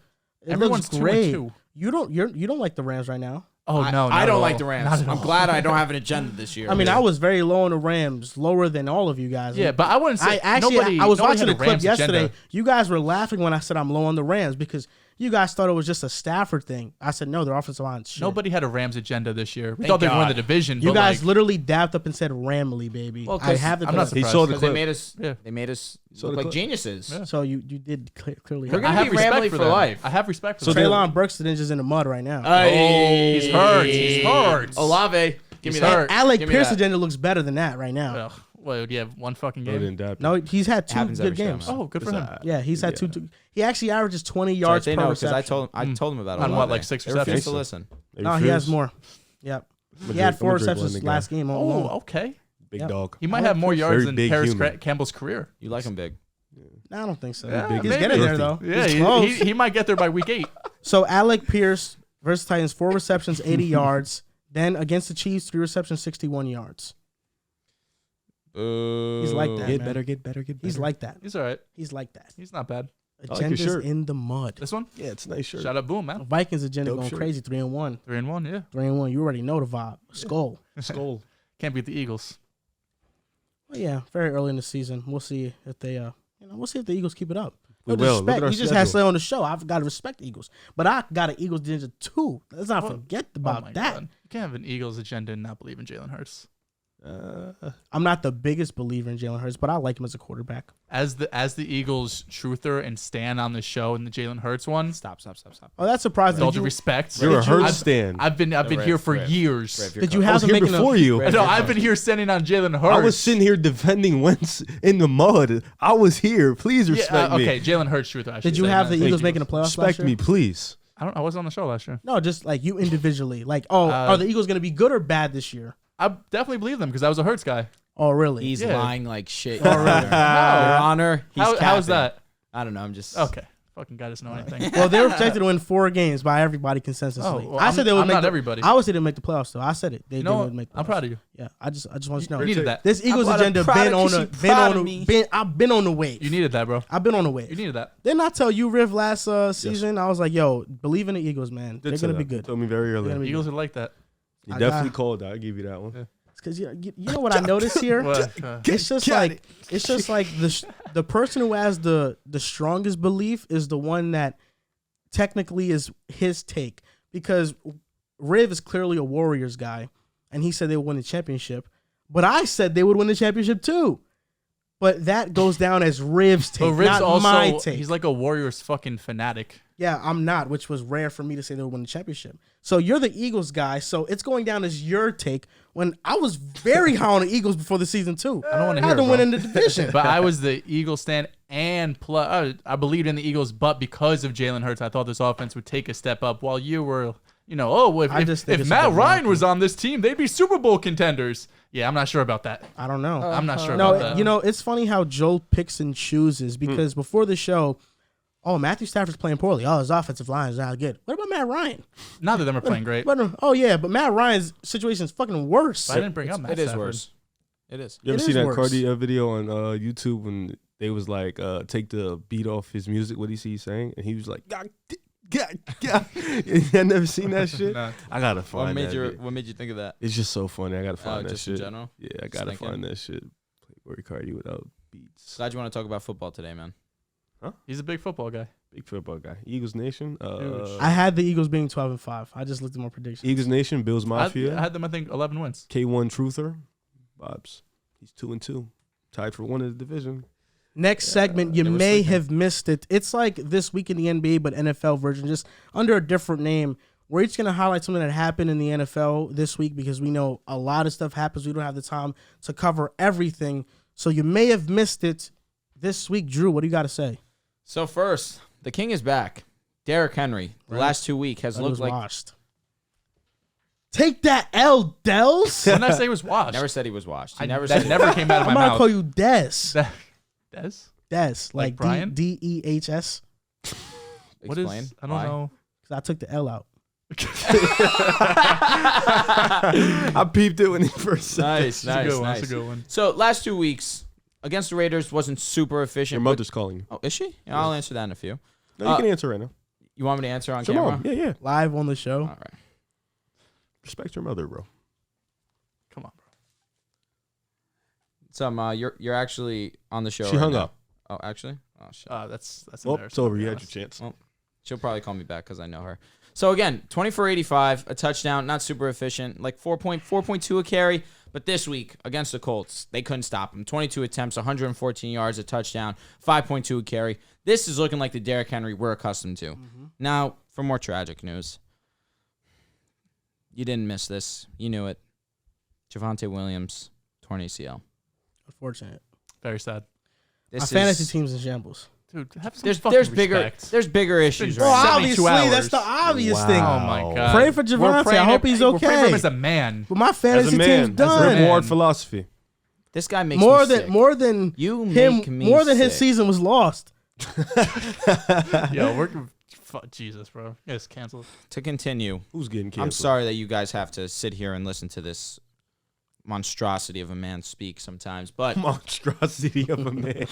Randy Gregory Yo, what also. the fuck? Yeah, that Monstrosity doesn't. of a man. That's not what you think it means, bro. I know, I folded. I just had to keep going. Randy Gregory. You told me to draft him. Randy Gregory is going to have arthroscopic knee surgery. Ooh, what's that? He's probably going to miss 2 to 6 weeks. Something's wrong with his knee, man. Everything's going wrong for the Broncos. On a brighter note, Talk to us. Pat Surtain. Oh, that was gonna be mine. Great, yeah. Bastard. I have mine. Please don't pick. Please don't take. Why I mine. wanted to go last, because, we have a segment coming up after, but it's only right that Pat Surtain gets this love from me since Oh, I've you're gonna always been steal a day one Joel's truther. segment. Yeah, you already stole mine, so that's cool. I'm Go a for day it. one truther, Pat Surtain. I've never, ever wavered. There's no reason to waver. You're He's a one fan of of the the Broncos. best in the league, You're a fan arguably of the the best Broncos. corner in the league. Now, we talked about it on the show. We did. We didn't think that he was going to shadow him. I didn't even think that he was going to shadow because that's not the NFL He's on demon nowadays. time. But you know what he said? Hold my beer. Because I'm about to shadow arguably the best in the game, Devontae Adams. Shadowed him for 72% of the game, 8 targets, 4 receptions, 46 yards, 3 passes broken up, 0 touchdowns. Pat Surtain is here. This top 5, that's stamped and sealed. He's already in that So who cooks conversation. Doesn't matter to me because as long as Pat Surtain's in there, you know what you're talking about. Pat Surtain's here. He's arrived. It's finally time. We acknowledge him as one of the best in the game. Nice. Do you want to go? I've got to find another one now. Yeah, I just got one. It's very was simple. not prepared. Talking about Dehls. Dude, Oh, I had. thank you. I Gotta have I had the backup. Surtain Bro, you had one, to know that I was going to mention him. Well, I'm glad you You didn't. had 3 fucking topics. Both were related to the Broncos. 2 were related to the Broncos, and 1 was King Henry. Dude. You never would have mentioned King Henry. Well, I'm glad you didn't. How- Because you were out on him. I'm You said glad he you was didn't steal mine. washed. You Watch should is have. so crazy. This guy doesn't know shit, man. You guys just love putting things in my mouth. Jesus. Holy mother. What a throwback. I'm glad you didn't steal mine. Congrats on Patrick Surtain, top 5 corner. Let me just give you a spill on the best wide receiver in the league. Okay. 10 receptions, 147 yards, a rushing touchdown in London against Marshawn Lattimore. Yo, I'm talking about that's his son right now. Like, oh my God, I'm going to play in the park with my son. I'm just going to dominate him real quick. It was a nasty looking game. I won't lie. It was hard to watch, but I've been hearing all the noise about Justin Jefferson getting locked up for 2 weeks, even though they're treating him like freaking prime Megatron. But it's whatever. He comes back out. He goes to London. It's out the country. He sees Marshawn Lattimore. Absolutely puts on a fucking show and just shows everybody why you shouldn't play one-on-one man coverage with him. It's the worst mistake no matter who you have, and why he's one of the best receivers in the league. Shout out to the Vikings, though, because that's Joel's take, but I also said they'll win the division. You did. And they're 3-1, baby. You know, Let's go, Skull. We riding with the Let's hear it, Vikings bro. this year. Let's hear Starting it. with the Vikings, baby. Skull. It's the only Minnesota team. You know? The hand gesture's So- the best part. Actually, Timberwolves This fans are is, actually confused why I'm on the Vikings. Facts. Yeah. You may have missed it from me. I got 2 here. First one is sad. The Colts can't run the fucking ball. It's honestly annoying because Jonathan Taylor last year led the NFL in rushing by 550 yards. This past Sunday, 38 yards was the Colts. That's how much they rushed for. That's a franchise low since 2015. And this what honestly gets me upset. The offensive line for the Colts is completely trash. They're bottom 3 in adjusted line yards, which means how much a running back should be getting on their carries. The offensive line sucks. They get no push. They get pushed around. They're getting babied. And this is an offensive line that has invested, the team has invested a league-high 19.8% of the team's cap into the offensive line. And some people may say, well, it's because they don't have a passing game. They're stacking the box on Jonathan Taylor. JT is facing a loaded box percentage of 8.64. Derrick Henry, by comparison, is facing it 31% of the time. Nick Chubb is facing it 30% of the time. JT is facing 1/3 of the loaded boxes that these other top guys are facing, and he's not able to capitalize. Now, it's because the offensive line is so freaking bad. They're 31st in total rushing EPA, 31st in NFL in adjusted line yards, and I had a Colts agenda quite clearly before the season. Most of that was because I assumed the second best rushing attack in football was going to perform at least at a top 5 level, and it's been one of the worst in the NFL. You guys have talked about it before the show. I don't know if we talk about it on the show. Oh, Carson Wentz he has better numbers than Matt Ryan, or he had better numbers with Indy than Matt is having right now. There's a reason for that. Carson Wentz, when he was in Indianapolis, was playing off of the run. They ran the ball, and he'd play off of that. He'd get much easier concepts thrown his way. Matt Ryan. It's always an excuse for everything, Rev. Matt Ryan is quite literally the offense. The Colts right now are a passing offense. They're a pass-first offense. Yuck. Last year, Wentz was working within a run-first system. You play off of that. Right now, they're playing off of Matt Ryan. And when you have the limited weapons on the outside, when the running game is supposed to be your bread and butter, and it's not even decent. It's one of the worst in the league. The offense looks like this. The offenses look horrible. Man, you told me that Matt Ryan was good with whatever. He's done what he's had to do. He had 300 yards. He's had 2 300-yard games already. 350-plus yard games already. Let me ask you, was that 300 yards against the Jaguars? I think he had against the Texans, and then against this past week, who did they face? The Titans, yeah. 350 against both of them. I'll say Jonathan Taylor is still, I think, top 10 or top 5 in rushing yards over expected. He's doing his thing. I mean, the offensive line's been terrible. Do you have anything more to say? I have mine. Yes, I do. Of course. The Kansas City Chiefs. Their ranks 4 games post Tyreek Hill era. EPA per drive is first. Points per drive is first. Offensive points per game is second. Wildin'. Success rate is third. He's him. And the Colts, the Chiefs. Patrick Mahomes has thrown a touchdown to, I think, 8 or 9 receivers. All I know is that the Chiefs have the most players with a touchdown than any team in the NFL currently. He's him. The receivers are still cooked. Hey, he's winning. Yeah. Hey, he's still balling. I thought Mahomes was cooked. I thought this was the year he had to prove himself that he can succeed without Tyreek Hill. Oh, he definitely did, and he's proven it so far. Shout out to Mahomes. He just whipped Tampa's ass. Yeah, nah, they look so fucking good, what was crazy, bro. and you and I were speaking about it a little bit. It was a 2-score game. Got bad. I'm thinking like, man, it's a game now. Let's see, got get a bad. stop. The stop never came. The stop never came. Nah. The Chiefs offense could do whatever they wanted against the Bucs. Yeah, I would feel bad for anybody that is a fan of a team that is within their division, Mahomes' division. It's tough. It's tough right now. Yeah. The Chargers are looking crazy. Well, good thing I'm with Dak. Good thing I'm a Jets fan, right? We just have Josh Allen to worry about. Yes. Nah, That's There's 2 historic things going on in the NFL right now. What'd you say after that? Nothing. You called him what? Nothing. I said he's a great player. Respect him. There's 2 historic things going on in the NFL. One good, one bad. Start with the bad. Baker Mayfield has a QBR of 15.4. That is damn near the lowest since ESPN began tracking in 2007, I believe. In the last 10 years, the lowest before that was Josh Rosen in 2018 with 24.1. And Baker is significantly lower than that. It's been an absolute failure in Carolina so far.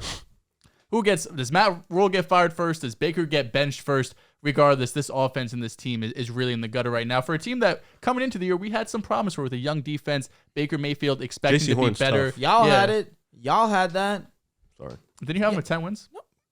Don't do that. And then historically good, the 49ers defense is off to one of the best starts in NFL history. You had the Panthers making the playoffs? Hey, pray for DJ Moore, You y'all. didn't have them making a wild card. no. I'm shocked to hear that. I didn't. Pray You for had them getting final- nine games, right? I'll look at the final NFC ones. I'll pull it up. Pray for DJ, please. You can keep talking. The Niners right now are allowing 11.6 points per game. They are doing better than the fucking 2000 Ravens defense and those 80s Bears teams. They're all, Nick Bosa yesterday had how many? Hold on. Nick Bosa had 14 pressures, 3 QB hits, and 2 sacks yesterday against the Rams. He's been otherworldly. Micah Parsons is the leader for Defensive Player of the Year, but Nick Bosa is right behind him. He's been spectacular. So the 49ers, the offense still got some time to go. They look better this week than against the Broncos the previous week. I thought it would be just the Bucs, fantastic. but the Niners are... Their defense is They can keep games right very low so the offense don't got to do too much. Imagine that, Trey Lance. Man. NFC playoff teams were the Bucs, Niners, the Bears. Vikings, Eagles, Rams, Cowboys, Packers. Yeah, I didn't have the... Did you have the record? Yeah, I lost to the Bears. The Panthers, Yeah. 8-9. In the fucking monsoon. Get better. Bears, who's the other team the Bears beat? They beat a lot of teams. They got, They're they got 2-2. 3 wins? 2 wins? Who the beat Bears the Texans. They beat the Texans. Yeah, it's a shame. Honestly, It's a shame. it's a shame they have 2 wins on the season. They It's a shame the should Giants zero. have 3. They're fucking They embarrassing. should But the have NFC 0. East rules right now, so I'm I going know. to... 2 Yeah. 3-1 teams and a 4-0 fucking team. rule. It's crazy. Best division in the league. For real. There's no doubt though. Baker Mayfield is bad. He's terrible. He's Cooper legit Rush literally is the better worst than him. quarterback in the league. Yeah, clears, I would say. Very clears. Clears. Yeah. Who clears? Cooper Rush clears Baker. Does Baker need a new situation or is he just washed? Done. No, it sucks. I think Baker Mayfield needs the situation. Yeah. That's what Shanghai? It is. He had the situation. He had an amazing offensive line. He had Odell. He had Jarvis. He had Nick Chubb. He had a good offensive mind. Hunt. What are we doing here? He was great for a year. Made the playoffs with them. He was good. He had like Yeah. one good year. Right? That's One the great fantasy year. won Coach of the Year that year. He won a playoff game against the Steelers. Last year, even though wasn't his Steelers sucked. arm pretty much dead? Yeah, he was hurt. And what about this year? Oh, no, he's No, garbage. this year he's been It's a worse. combination He's of been the worst everything. quarterback in the league. Baker has not been good, but the Panthers' offense is also bad. The play calling, the scheming is bad. Sam Darnold, Baker's the first also 3 been games bad, last though. year looked good though. Send Under a Rule different and- OC. Send Rule and Baker out. I guess. Ben Even still, McAdoo's the OC now. I know, but same personnel. I guess so. I don't know. I mean, Baker is bad. There's no. He has a Doubt about it. 54.7 completion percentage. He stinks. Oh my That's god. bad. It's so bad. Do you know Travis Kelce has more receptions than Justin Fields has completions? Why'd you do that? I saw it. I'm sorry. Shout out That's to Greg awful. Russo. Russi. Rousseau. Is it time? I think it's time. I think it is too. Let's go. We're doing a weekly Would You Rather on the show. We were doing 2, so but I fucking think we're just gonna do 1 now. He deserves that respect. This is Would You Rather Pat Surtain edition. Let's go. First name up, Jalen Ramsey. Out of respect for Ramsey, I'll go Ramsey. It's still Jalen, but it's close. It is very close. We got cooked. I'm going Surtain. I'm going Jalen Ramsey. Marlon Humphrey. Surtain. Pat Surtain. Surtain. Clears. I'll be honest. I don't know if there's a name you're gonna say that I'm gonna take over Surtain. I'm going know. with Surtain. AJ Terrell. I'm taking Surtain right now, but AJ Terrell's in that I think conversation. that's like, damn. I'll take Surtain, though. I actually like Surtain. I really do like Surtain. PS2. PS2 is his going- nickname? Fire. I'm going with Surtain. Xavier Howard. Surtain. PS2. PS2. Recency fucking biased. No, it's not recently biased. I mean, Xavier Howard right now, unfortunately, is banged up, but he's given up some plays this year. I'm It is going with loose, yeah. Surtain as well. Jair Alexander. Jair. If you're saying over Jalen, But Jalen has not looked amazing this season. Jair's a dog. This early, I'm going Patty. I think I'll go past Surtain. I'm still going with Jair. Marshawn Lattimore. Oh, fuck. Give me PS2. after this. Surtain easily. Fuck Pass out of here. Surtain. Yeah. PS2. Boy got Darius Slay. big play. I'll tell you what, I'm going big play Slade. Don't care. if someone told me right now that Big Play was the best cornerback in football, Playing like it. what argument do I have against that? I'm not even just saying that because he's been on the show. I'm speaking very played like truthful. He's been absolutely all world. I'm going Slay. After what he just did to Jettas, completely locked him up, which is something we have not seen any other Jettas. corner do for his previous 2 years. You got to go Slay. I'm going with Slay. Trayvon Diggs. Oof. He's been nice, too. No, he Trayvon's has been been. fantastic. This is one we're ending on. Yeah, fair enough. Give me Diggs. I'm going with Diggs too. Nah, this is probably the hardest one by The far. coverage skills are damn close. You give the Surtain the edge, but the ball skills, Diggs He is calls just his in another turnovers. level. Give me Diggs. So I'll true. take Diggs, but they're right Diggs there. really stepped We his called for game Diggs up. to become said better it. in coverage. We said it. We called for it. Yep. Well, wait till And you see he AJ has Brown. done far more than what we expected. Wait till that. I'm gonna have to go Wait till you Trayvon. see AJ Brown. He's gonna manhandle him. Oh yeah. Grown ass man. You heard what the coach was talking about him. I He's just didn't. a specimen of a man. AJ. Yeah. Oh yeah. He's got big calves. Super and he's girthy. just really That's a monstrous of a man. So I said monstrosity. Monstrosity is not a good thing, actually. oh well. Yeah, it's not. Well, AJ You Brown. thought I said monstrous, which Yes. is come on. AJ Brown. He's him. He is. Oh no. That's a different. You don't play this? Oh, you play the Colts. I should be locked up. Come on, man. We ended on Trayvon Diggs, so we're going to talk about the Dallas Cowboys. 3-1 since losing Dak Prescott in the first game of the season. Now, you guys all sat at this table after Dak did was you. hurt. As And did you you. guys said you guys the is season hilarious. is over. You didn't As did believe you. in the Cowboys anymore. Do you have no spine? I told you You might have guys emphasized that it the more. You need help. Cowboys You need mental help. they'll be fine. I told you guys, God. if you look at the schedule, they were up. gonna be fine. Shut The up. schedule was the Giants, You're the disgusting. Commanders. I told you guys this. Now, listen up. Listen They up. beat the Commanders 25-20. When Dak went down, everybody wrote them off. The season was over. The memes came flooding, You were a part of that. including me. Real. But very quickly, I realized I'm going to be wrong on this. And the reason why is because if you looked at their schedule, it wasn't a tough schedule. Cupcake. And Cooper Rush, yes, he's been playing fantastic. Right now, he has 737 yards, 4 touchdowns, 0 picks, 96 passer rating. But they've beaten the Bengals, good win, Giants, and Commanders. I think the Cowboys right now, what they're proving is that they're a complete team. For the first time since 1973, this defense has not allowed 20 points in any of their first 4 games. Before coming into the season, we saw what the Cowboys lost on defense, on offense, and said that's a lot. Randy Gregory, Lyle Collins, who hasn't been good in Cincinnati. They lost Tyron Smith due to injury. Amari Cooper. Definitely not the same team. So the worry was, man, will Dak be able to carry them? But I think the Cowboys right now are showing that they don't need him to do that. Cooper Rush is managing the games and winning. Dak Prescott is a far better quarterback than Cooper Rush.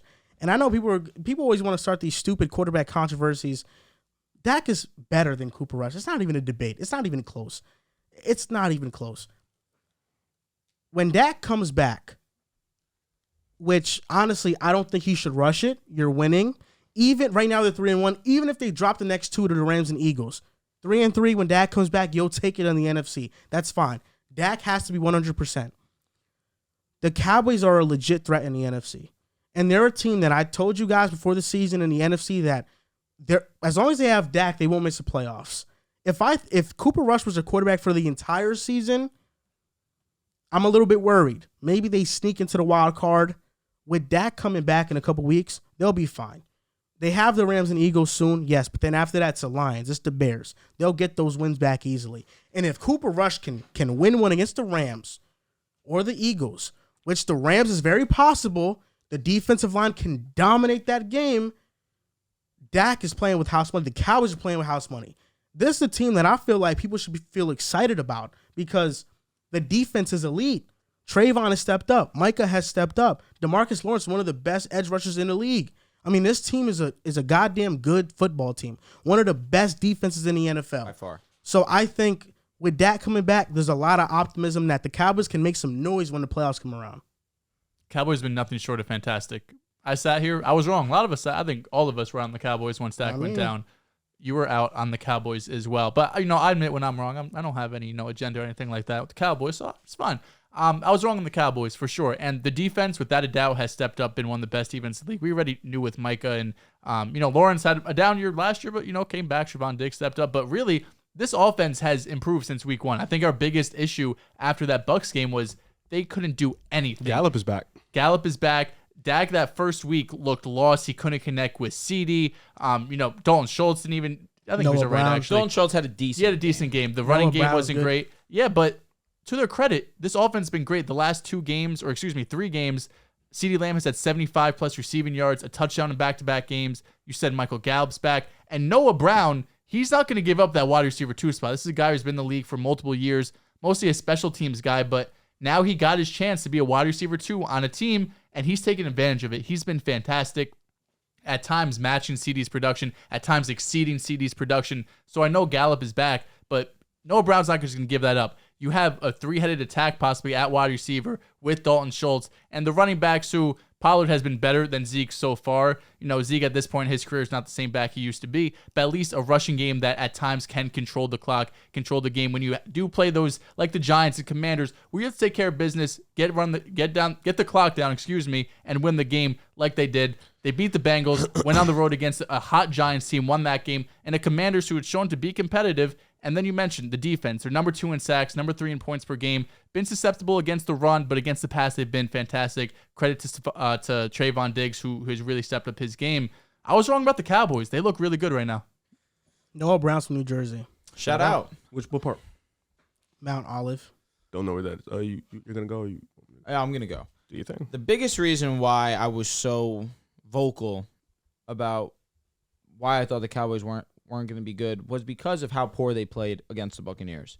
Maybe that was an undersight of my belief in the Buccaneers defense, but they were at home. There's no reason that you should have only scored 3 points, in my opinion. So that's what led me to my opinion of this team's toast without Dak. Now, they play the Bengals. Good team, of course. Not one of the upper echelon teams, but a great one nevertheless. They caught them when they were struggling. Correct. Yep. The Giants. I'm a Giants supporter, but even I can understand that the Giants are just not on that level. It's a division game.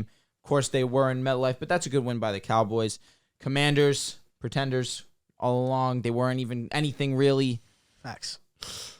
And this week now going against the Rams, a Rams team who is they're just nowhere near the level that they were last season. The offensive line's completely in shambles. Defense doesn't look great. They don't really have another option outside of Cooper Kupp. It's looking very scary for the Los Angeles Rams. Now, the fans have been begging for us to talk about the Cowboys. Every episode it seems as if, man, y'all still refuse to talk about the Cowboys. It's not like we're ducking. I'm a Cowboys supporter. I really am.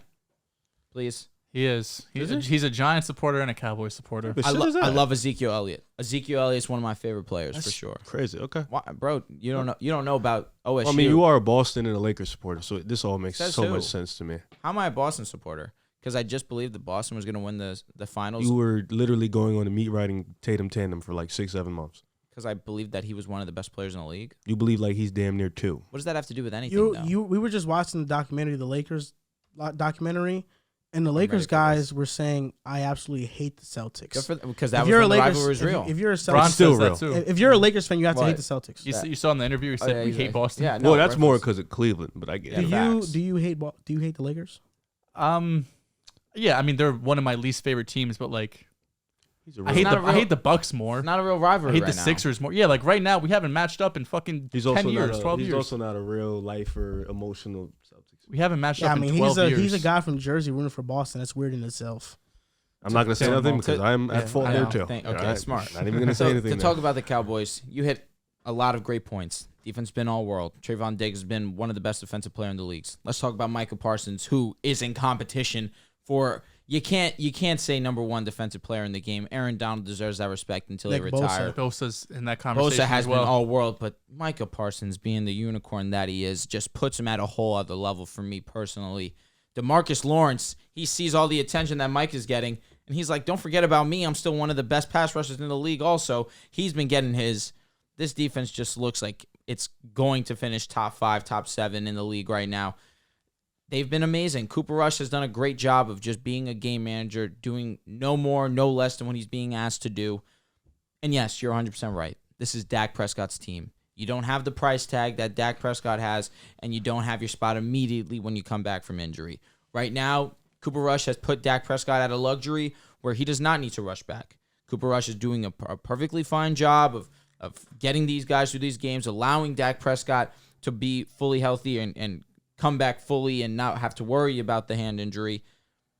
This is extremely beneficial for Dak, but also the Cowboys, because now you have a roster that you can at least have Dak fully believe in when he comes back. There's no pressure on Dak to come back. No, absolutely not. If they were right now 1-3, you got to come back this week. But I am also hoping that Dak sees the success that the offense is able to have with Cooper, that he does not have to come in and be Superman.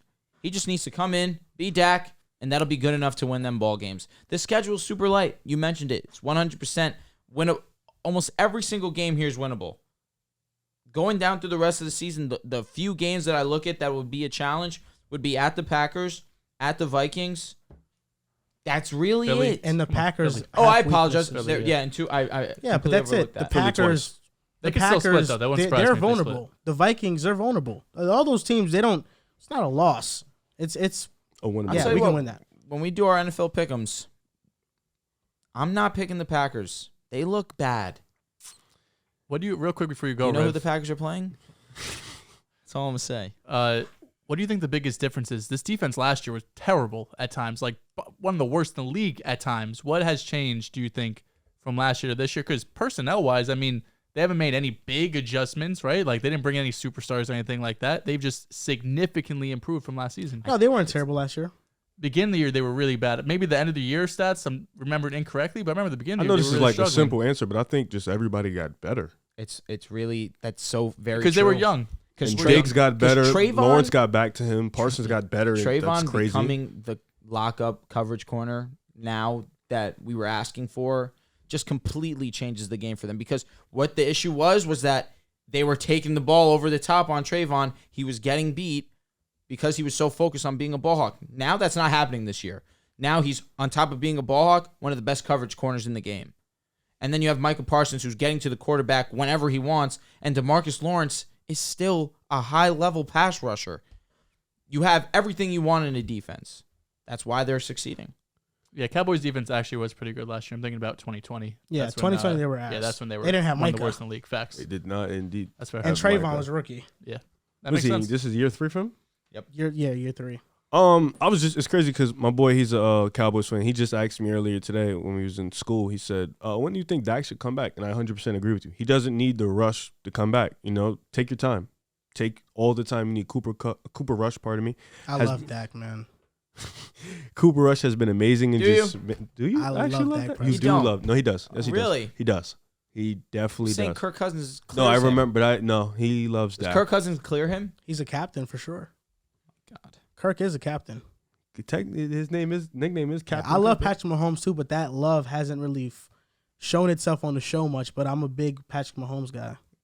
Congrats. He's I have like So you're a mad big shirts of Patrick Mahomes I have guy? mad Patrick Mahomes shirts. Like I bought when he was in his second year. Good for you, bro. Yeah, I love Patrick Mahomes. Really we cool. all do. Well, except this guy. Yeah, except for him. You know Yeah, who right. doesn't like Pat Mahomes? This guy. I love People all the that great players, man. Are cool. I'm not a big Russ guy. Do you guys think the Cowboys can go far in the playoffs? I think there's not, for example, what teams in the NFC do I look at and I say the Cowboys at the full strength can't beat? Maybe the 49ers, I look at them and I'm like, wow, like their defense is that elite. 49ers, Eagles is still a toss-up. I have to see their matchups first. They can beat the Rams. You think they could beat the They Bucs can fully beat the healthy? Packers. They can beat the Vikings. The Bucs is going to be a challenge. I probably favor the Bucs, but yeah, there's only 2-3 teams in the NFC that I view that I'd favor them over the Cowboys, but the Cowboys have a chance against anybody. Yeah, I just can't wait till Dak gets back because that CeeDee Lamb over these last couple weeks has been proven he can be a number one. He has the talent that could be the number one. It's just sometimes he gets a little inconsistent, and this is his first year within that full reigns as the number one guy. But I always believed he had the talent. In these last couple weeks, he's been playing like it. Him and Dak coming back soon is going to open that up for him. Gallup is back. Noah Brown has been really good. So this is just going to help him even more get to that spot of being a number one because you need help, of course. Even the Bucs game, they beat the Cowboys 17-3. Cowboys defense dominated. They dominated. play They very just well. their offense could have get They nothing couldn't going. So if their offense is average and the same scenario plays out, they can beat them. So yeah, there's really not a team in the NFC I see that Dallas doesn't have a chance against. That's the NFC right now, though. Every team has somewhat of a chance against each other. It's all about matchups in the NFC, I believe. Where the NFC, there's some teams that they're complete. They're complete teams, like the Bills, like the Chiefs. They're complete, and I don't know how many teams are going to beat them. Those are the teams that I see, and I'm like, Yeah. AFC Championship possibly. Chiefs yeah. are complete. Yeah, no doubt. Defense isn't complete, in my Their opinion. defense is amazing. Amazing is a strong word.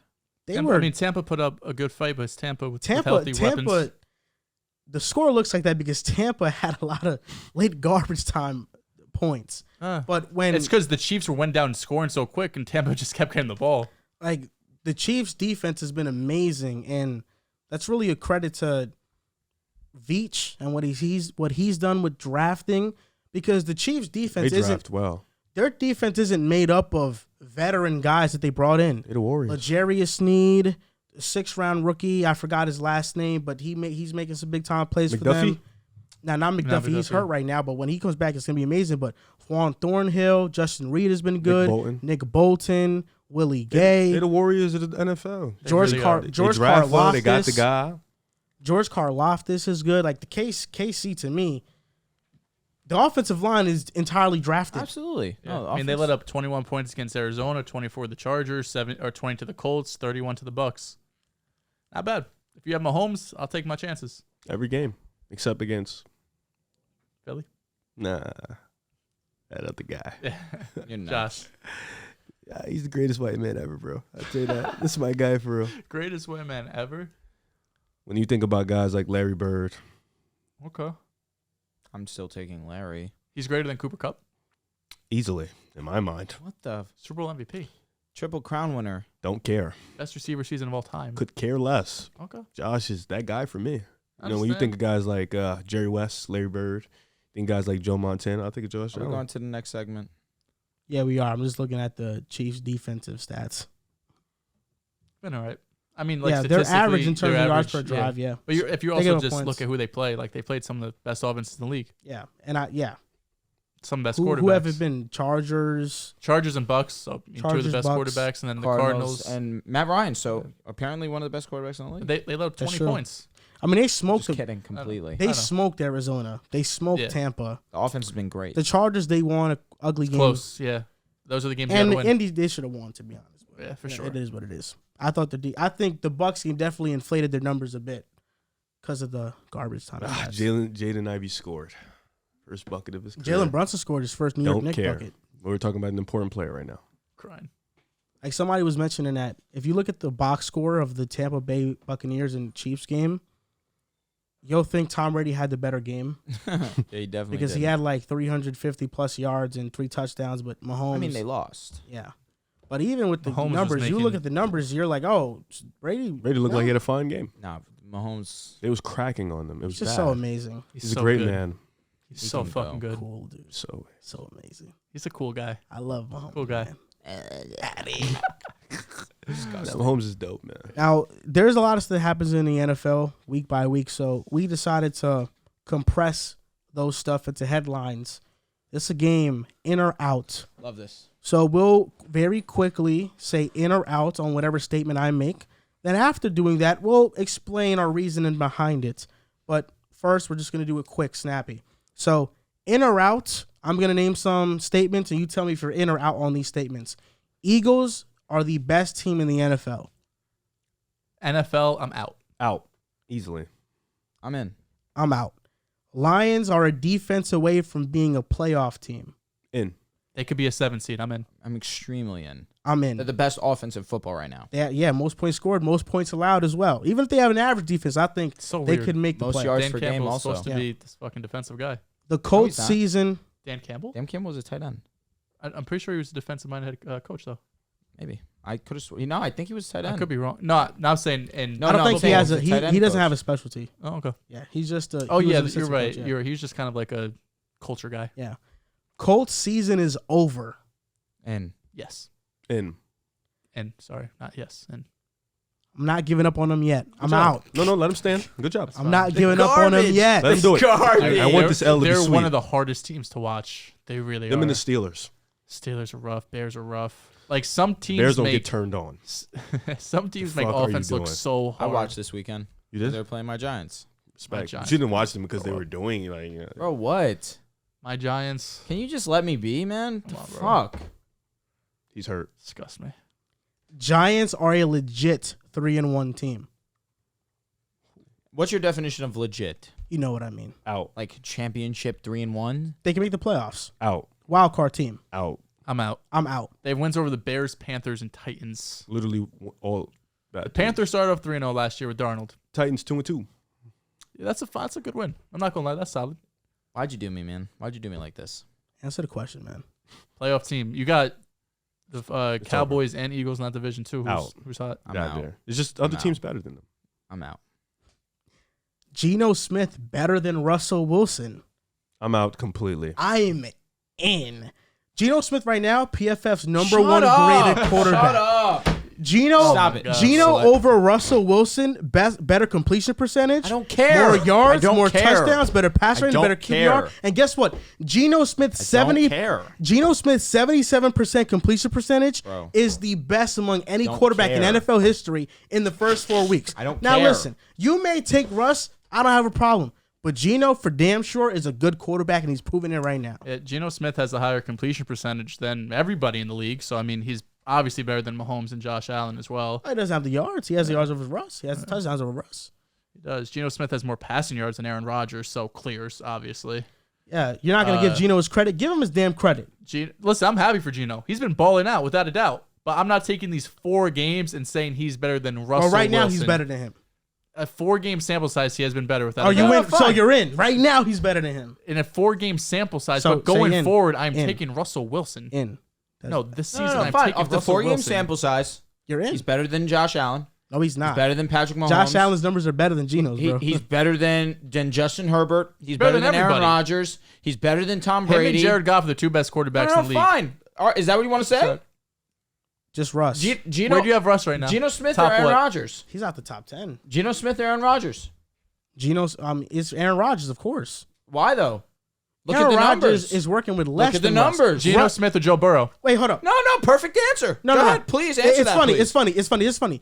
All off season long, I've sat here at this table. What have I said? Are we let's No, talk about right now. No, let's facts. talk about right No, now. let's talk 'Cause about I'm talking facts. about facts. Let's talk about because facts. you're talking Let's talk about facts. that facts. Geno's Let's better talk than about Russ. Take your victory lap. Let's Go talk about ahead. facts. Go ahead. All off season long, I said the Broncos situation isn't much better than the Seahawks. You guys laughed. Guess what? Geno walks into that same situation that Russ was in that you guys said was one of the worst. You told me the Broncos receivers were better than the Seahawks ones. I said you're crazy. Geno had injuries. Geno with that same situation, that same OC, that same coaching staff. More yards, more touchdowns, better completion percentage. He's playing great football. Have the defense has been somewhat weak? Yes. But Geno's making great decisions. He's hitting the middle of the field that Russ failed to do in Seattle. Okay, smart, 'cause you know he's doing it in Denver. Yeah, he's doing it at one of the worst rates of any quarterback in the NFL. He's literally 32nd in completion percentage in the middle of the field of any quarterback in the NFL. Russ hasn't been good in that area. Geno Smith is playing great football in Seattle, and he beat Russ week 1. He did. I'm in on Geno. All right, so Geno or Aaron Once Rodgers? a Jet, always a Jet. He was Damn. dog shit with you guys. That's crazy. That week 1 game against Tampa Bay, I'll never forget. Me too, man. That was legendary. too. Him His on the debut beach, versus the on the Raiders? bench. Versus the Raiders? Wasn't it against the Bucks? No, versus the Raiders, he game-winning- had 2 touchdowns, 0 picks. Was it not week 1 against the Bucks where he had the game-winning drive? Or Uh, maybe it that may was have just his been. first game starting. All I know is that I'm in on Geno being a good quarterback. I think he's a very good Did they quarterback. find their guy? Is he their guy? He's definitely a bridge. If If they have a top 5 pick, or 2-2, right? If they have a top 5 pick and the quarterback prospect is there, I think they probably take him. But for sure, Let's start Geno. yeah, Geno definitely Yeah. starts, and he's the bridge, and they learn under Geno for sure. I'm happy for Geno for sure. You know, there are guys that later in Without their a doubt. careers, find success. Ryan Tannehill was one of those. Maybe Geno's that for Seattle. Seattle right now, Difference was Ryan Tannehill was at least decent in Miami. Geno Smith was never good with you. he never guys. had a chance. the situation he was in New York was terrible. And with the Jets, he didn't have a chance, and then he had this reputation because he got punched in the locker room, and then he never started again. Geno went to the Giants also. Yeah, he was a Right. backup, He's and been then on a few If teams. Daniel was it was so dog shit. Should have had an opportunity there, right? well, he don't- wasn't. was He wasn't liked in New York, and the reason for that is because Eli Manning was benched because Ben McAdoo wanted to start Geno, and Geno got hated in New York because Ben McAdoo made that decision. Was he on the Giants when they had Daniel Jones? I don't believe so. I think he was on the Chargers at that point because he's been on the Jets, the Giants, Chargers. He was on the Giants 1 year in 2017. yeah, Daniel was drafted. and then he's been in Seattle for a couple might years have been learning that something like offense. that. All I know is I'm happy for Geno, and I'm definitely in on him being better than Russ right now. He's been balling. So rest of the sure. season in a vacuum, you're taking Geno or Russ? That's tough. That's a very tough question. That's insane. It's just pointless when you speak. That's nuts. shit This is like fucking this, nuts. This man. is ridiculous. It is Wow. nuts. And he's still thinking about it. No, it's Because in a vacuum, you're taking fucking Russ. You're not Ask thinking me twice next week. about it. Ask me next week. Who's Seattle This got a week. this week? This a week by week thing. I don't. For Geno, without a doubt, it's a week by week thing. Who do they play? Let's Russ see. has to prove himself too. New offense. They play the Saints. Seahawks play the Saints in New Orleans. Oh, we'll see. So they play the Saints, the Cardinals, but then the Chargers, Giants, Cardinals again. But like they got some winnable games. Geno's my guy, man. I fuck with Geno. Once a Jet, always a Jet. That's the slogan. So funny because you didn't mention Geno's name until week 1 of the NFL football season. No, when we talked about the quarterback battle, you guys were saying Drew Lock should have started. I said, hell no, Geno's way better than him. Is that not a fact? Oh, I I don't don't know. think we said that. Yeah, I did No, say we that. didn't say that. You said you might as well start Drew Lock to see what you have in No, him. that was And last year with Teddy, dude. No, that was this offseason. No, it wasn't. And I was like, Geno's way better than him, bro. No, it wasn't. Yes. All right, we can find a clip. There's We clips can. up. There's I clips up. doubt I said start Drew Lock. I think I said start Drew. Okay, well, can't talk about my friend over here. Geno's my guy, man. Let's go. You're a Smithian? Geno What are you dapping Smithy. to that shit for, man? Smithian. What's a Jet always a You talking Jet? about you're a Smithian? Last statement. 49ers have the best defense in the NFL. I'm sorry, I missed it. What was it? 49ers have the best defense Yes, in the NFL. right now for sure. They're historically good. I'm in. I'm super in. I'm in on that too. Talanoa Hufanga, that's my guy. You didn't have that on the original list, did you? I did not. Okay. No, that was You something. called him next Troy Polamalu? Tell you what, He's Can be. he's playing fantastic. extremely well. Bro picked off Matthew Stafford like That was there a was no fucking tomorrow. tough. Bro, that read was so bad. And he knows. See how the burst on him? Yeah, bro. Oh my God. I don't know what he was thinking. He's No, bro. Well, guess who just broke Roger Maris's AL record? Judge did it. Big Judge? Judge finally did it. Nice. What was Barry Bonds? How many he had? 73. yeah, That's Oh, why I made sure to say AL because Barry Bonds' record is probably untouchable. How many games Aaron has left? Aaron has, I don't know how many There's games. 3 games left, maybe. Cooked season. I was scared. No, he he wasn't gonna he do came it. down to the wire for sure. That's because people kept walking him, right? Yeah, he was getting a ton of walks. Jimmy Butler's dreads are gone. Thank God. Did he Crying. get a low cut? He probably did, yeah. Good. I just read the headline. Cut that bullshit off. On to this next segment. First time doing it on the podcast. I think now we have a pretty clear view of the top teams in the NFL. I'm screaming. NFL Power Rankings. Top 10 teams. Who is that? Yeah, who is that? Am I supposed to know who that is? Yeah. But Joel should know. I'm a casual. I'm going to search him up. I don't know who that is. I can just show you. I can just show you. Yeah. Verified and hating. That's crazy. Why? Who's hating on us? I don't know. I'm not going to mention his name on the pod. Hating on us or hating on Riv? Oh, well, Like, yeah. not hating, just get off somebody's meat. Is this on your page? Or is Yes. this on Pick a Side? No, my page. Still don't? I have no clue who that is. Let me take a look at this. Play for T-Neck. Oh, really? When we were in high school? Not, we were probably just out. Fresh out. He be at the gym. Is he from Jersey? Yeah. Oh, yeah, yeah. T-Neck. He's from T-Neck. I think I've seen him around. Probably have. Probably seen him at a game or something. Bro is verified with 14K. What's wrong with you? There's something wrong with you, bro. We got more followers than him. Yo, stop, bro. Nah, that's Oh, I funny. wanted to see what he was saying. Oh. Whatever. Let's go on to this next topic. Top 10 teams in the NFL are NFL Power Rankings. So going from 10 to 1, as we always do. You know that. As we always do. For sure. Don't open it. Very rude. What a weirdo. Yeah. Dude needs help. I'm going to list off these teams first. Number 10, Wait, I'm sorry. What are we doing? top 10 teams in the NFL. You're listing them off. Do we all want to go 10, 10, 10, 10? Okay, we'll go 10. I like that. Okay, yeah. Number 10 for me, the Ravens. Okay. 2-2. Inability to adjust in the second half is my biggest concern for them. The defense is a concern. Their passing game is a concern.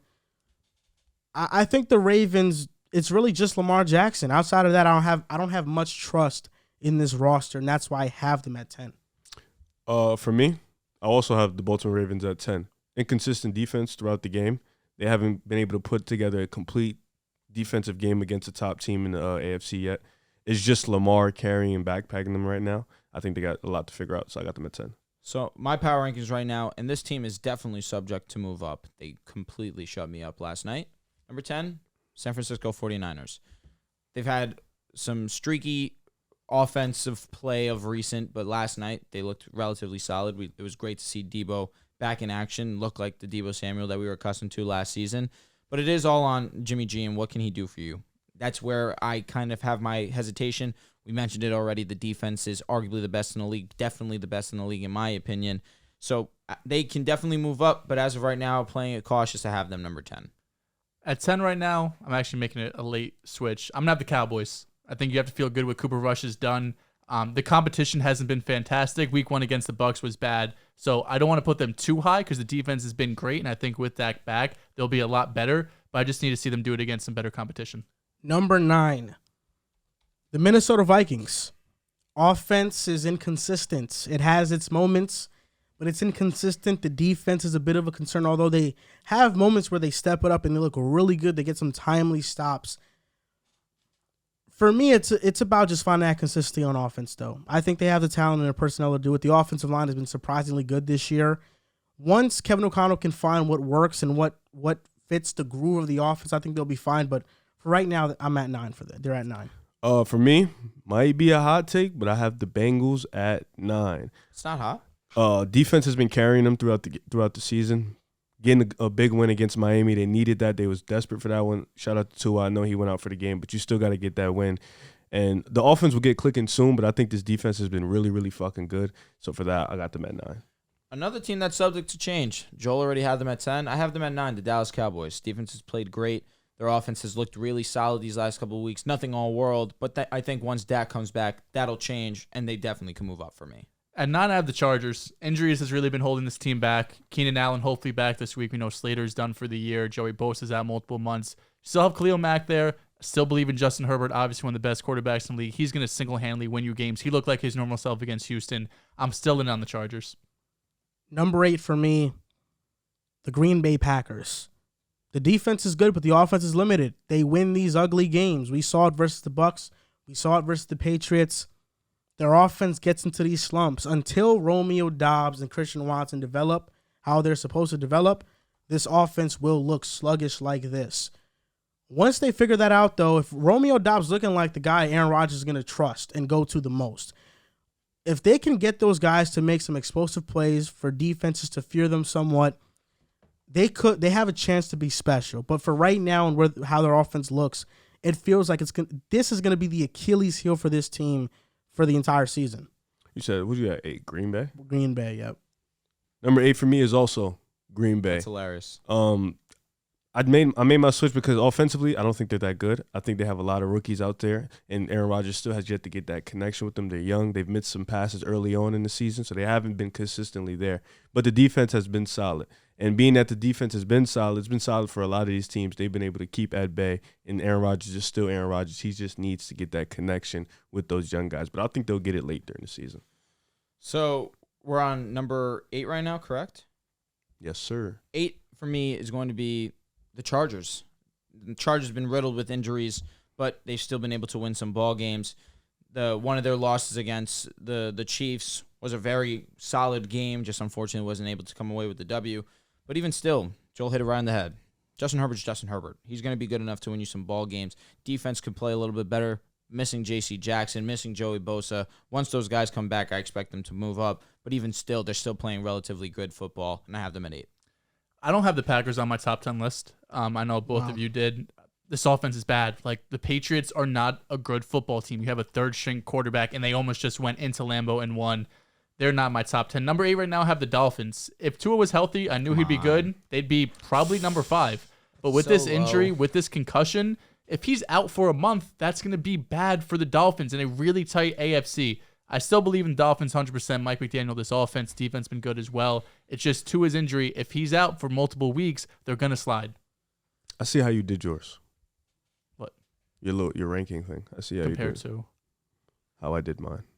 What's the difference? I have Miami high.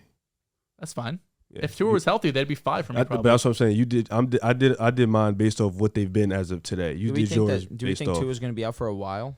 Maybe 2 weeks, 2 to 3 weeks. That's about it. I think he misses multiple weeks. So you have him 8, right? 8, yes. 8. Okay. Number 7, the Chargers, 2-2. The 2 losses were after they were decimated by injuries. Well, one of the losses, the Chiefs one, I feel like they were in control of that game. It just kind of slipped away. The Jags, they were decimated by injuries. The Chargers, to me, still look like one of the better teams in the NFL despite the injuries. They had a great showing against Houston. Justin Herbert looked like he was healthy again. As long as Herbert's healthy, I think this is going to be one of the top teams in the league. There's no doubt. 7 for me is the Cowboys. Shocking, not the Chargers. No, I don't have the Chargers on my top 10, actually. Okay. For me, it's the Cowboys. I know we talked about before how they didn't have a great schedule in these wins, but we all believed Cooper Rush wasn't going to even win some of those games anyways. So I got to give credit where credit is due. The defense has gotten better. We talked about it before. Simply the players, Trevon Diggs, Michael Parsons, if it was even a chance for him to get better, he did get better. Lawrence has gotten back to that form. They just got better on defense. And then Cooper Rush has been as good as a game manager as anybody in the league right now. So CeeDee Lamb has got back to it. So for me, I got them at 7. At 7 for me, I have the Cincinnati Bengals. Yes, they're 2-2. Yes, they have looked relatively better on offense, marginally, if you ask me. But the defense that they've played outside of the Dolphins have not been the best. They had their best game by far against the Jets. Jets defense is not great. And then against the Dolphins, it was after their franchise quarterback just went out. The energy was depleted. Xavier Howard was also injured. Had a few nice plays on the. T. Higgins had a few nice plays. I just think that I need to see more from them. But even still, I'm respecting them by putting them at 7 right now. Joe Burrow has been playing better. It looks as if he's getting a little bit more comfortable, looking like the Joe Burrow that we know. But I need to see it against strong competition. 7 out of the Bengals as well. Back-to-back wins after a slow start. You got to give it to them. Tough game against Miami. They won that. T. Higgins, Chase, and Boyd, best trio in the league. Defense playing well once again. Still don't love Zach Taylor. I think he could be kind of conservative at times, but it's a talented team. Number 6. Is it the best trio? Yeah. Throwing Tyler Boyd. If you want to say duo. Tyler Boyd's firm. If you want to say duo. Yeah. If you want to say Miami, I'm not going to argue. Number 6, the 49ers. The best defense in the NFL. It's as simple as that. That's as simple as that. You got to be fucking kidding me. You have them. Number 6 is the 49ers. That's kind of high. I don't think so. Their defense is great. The offense is. Their defense is elite. Their offense is going to do just enough. That's fine with me. Okay. My 5 is It's the same offense that has been to said Super they can Bowls, move up. NFC Championship. So you're beating me to the curve. I just think that right now, especially After what after they the did to the Rams, they embarrassed them. It's a division game, but they did embarrass them. And the Broncos, what they did to that offense, they lost the game, but it was a terrific showing. It was. So you have them at 6. I apologize. 6 for me, I have the Baltimore Ravens. Baltimore Ravens defense has been trash and when it matters in the second half, but the offense has still looked great. Defense looks good in the first half, and then everything falls apart in the second half. They need to fix some things up. I think they'll be a fine ball club. The offense looks fantastic. Lamar's an MVP candidate right now, probably the leader right now for the MVP. Got to have the Baltimore Ravens. Got them at 6 too. Whatever Drew said. They lost 2 close games against the Bills and Dolphins. The Bills game for sure. The Dolphins game, you look back like you're not losing that type of game again, but they did lose it. They were sitting at 3-1 with the win over the Dolphins, putting up those type of points. We looked at them differently. I'm still high in Baltimore. Now, I do think it is taking a bit long to get to number 1. It is taking a while. So I'm just going to give my top 5. Okay, that's fine. Number 5, the Buccaneers. Number 4, the Dolphins. Respect. Number 3, the Eagles. Number 2, the Bills. Number 1, the Chiefs. The Chiefs are the best all-around team in the NFL to me. Number 5, the Vikings. Number 4, the Bills. Number 3, Miami. Number 2, the Chiefs. And number 1, the Eagles. The Eagles are the best team in the Do you not have the NFL Bills right now. on your list? I literally said Buffalo at 4. Minnesota 4. Minnesota at 5. Yeah. Okay. Yeah. Okay. Yep. Locked in. Very Skull Nation. All right, so for me, I have the Dolphins at 5. The Tua injury did bring them down a couple spots for me. Number 4, I have the Bucks. Number 3, I have the Chiefs. Number 2, I have the Buffalo Bills. Number 1, I do have the Philadelphia Eagles. Number 5, you said the Niners were high at 6. I have the Niners at 5. I think the best defense in the league. And we've seen Jimmy Garoppolo just get it done. And that's what he's going to do. He'll be good fine. in prime time. Number 4, I have the Bucks. And top 3, however you want to put it, I have the Eagles 3, Bills 2, Chiefs 1. However you want to put it, though, I'm with. Are the Chiefs better than the Bills? However you want to put Are they it, more you're with. complete than the Bills? Yeah. I'm with it all. How so? Because they can run the ball. They can consistently run the ball. Well, can. actually, a Fair point. quote from the Bills. I forgot who made this quote. I think it was McDermott. He said their running game is them making those short passes to the running backs. That's why they don't run as much. Yeah. Just telling you what he said. It's also that their offensive line gets no push. Hey, listen, They man. have one of the. Hey, whoa. I'm just telling you what the coach said, man. I'm just saying they have one of the worst adjusted line yards in the league. I'm sure. Their I believe offensive you. line gets no push. Wow, we might finish the show early, guys. That's insane. I believe you. NFL Pick'em Week 5. Our Week 5 predictions. Let's go. Are you guys ready? First course. game Do it. up. Colts at Broncos. Broncos. In Denver, I'll take Broncos. Give me Denver. This is the last time I'm trusting the Colts. Why?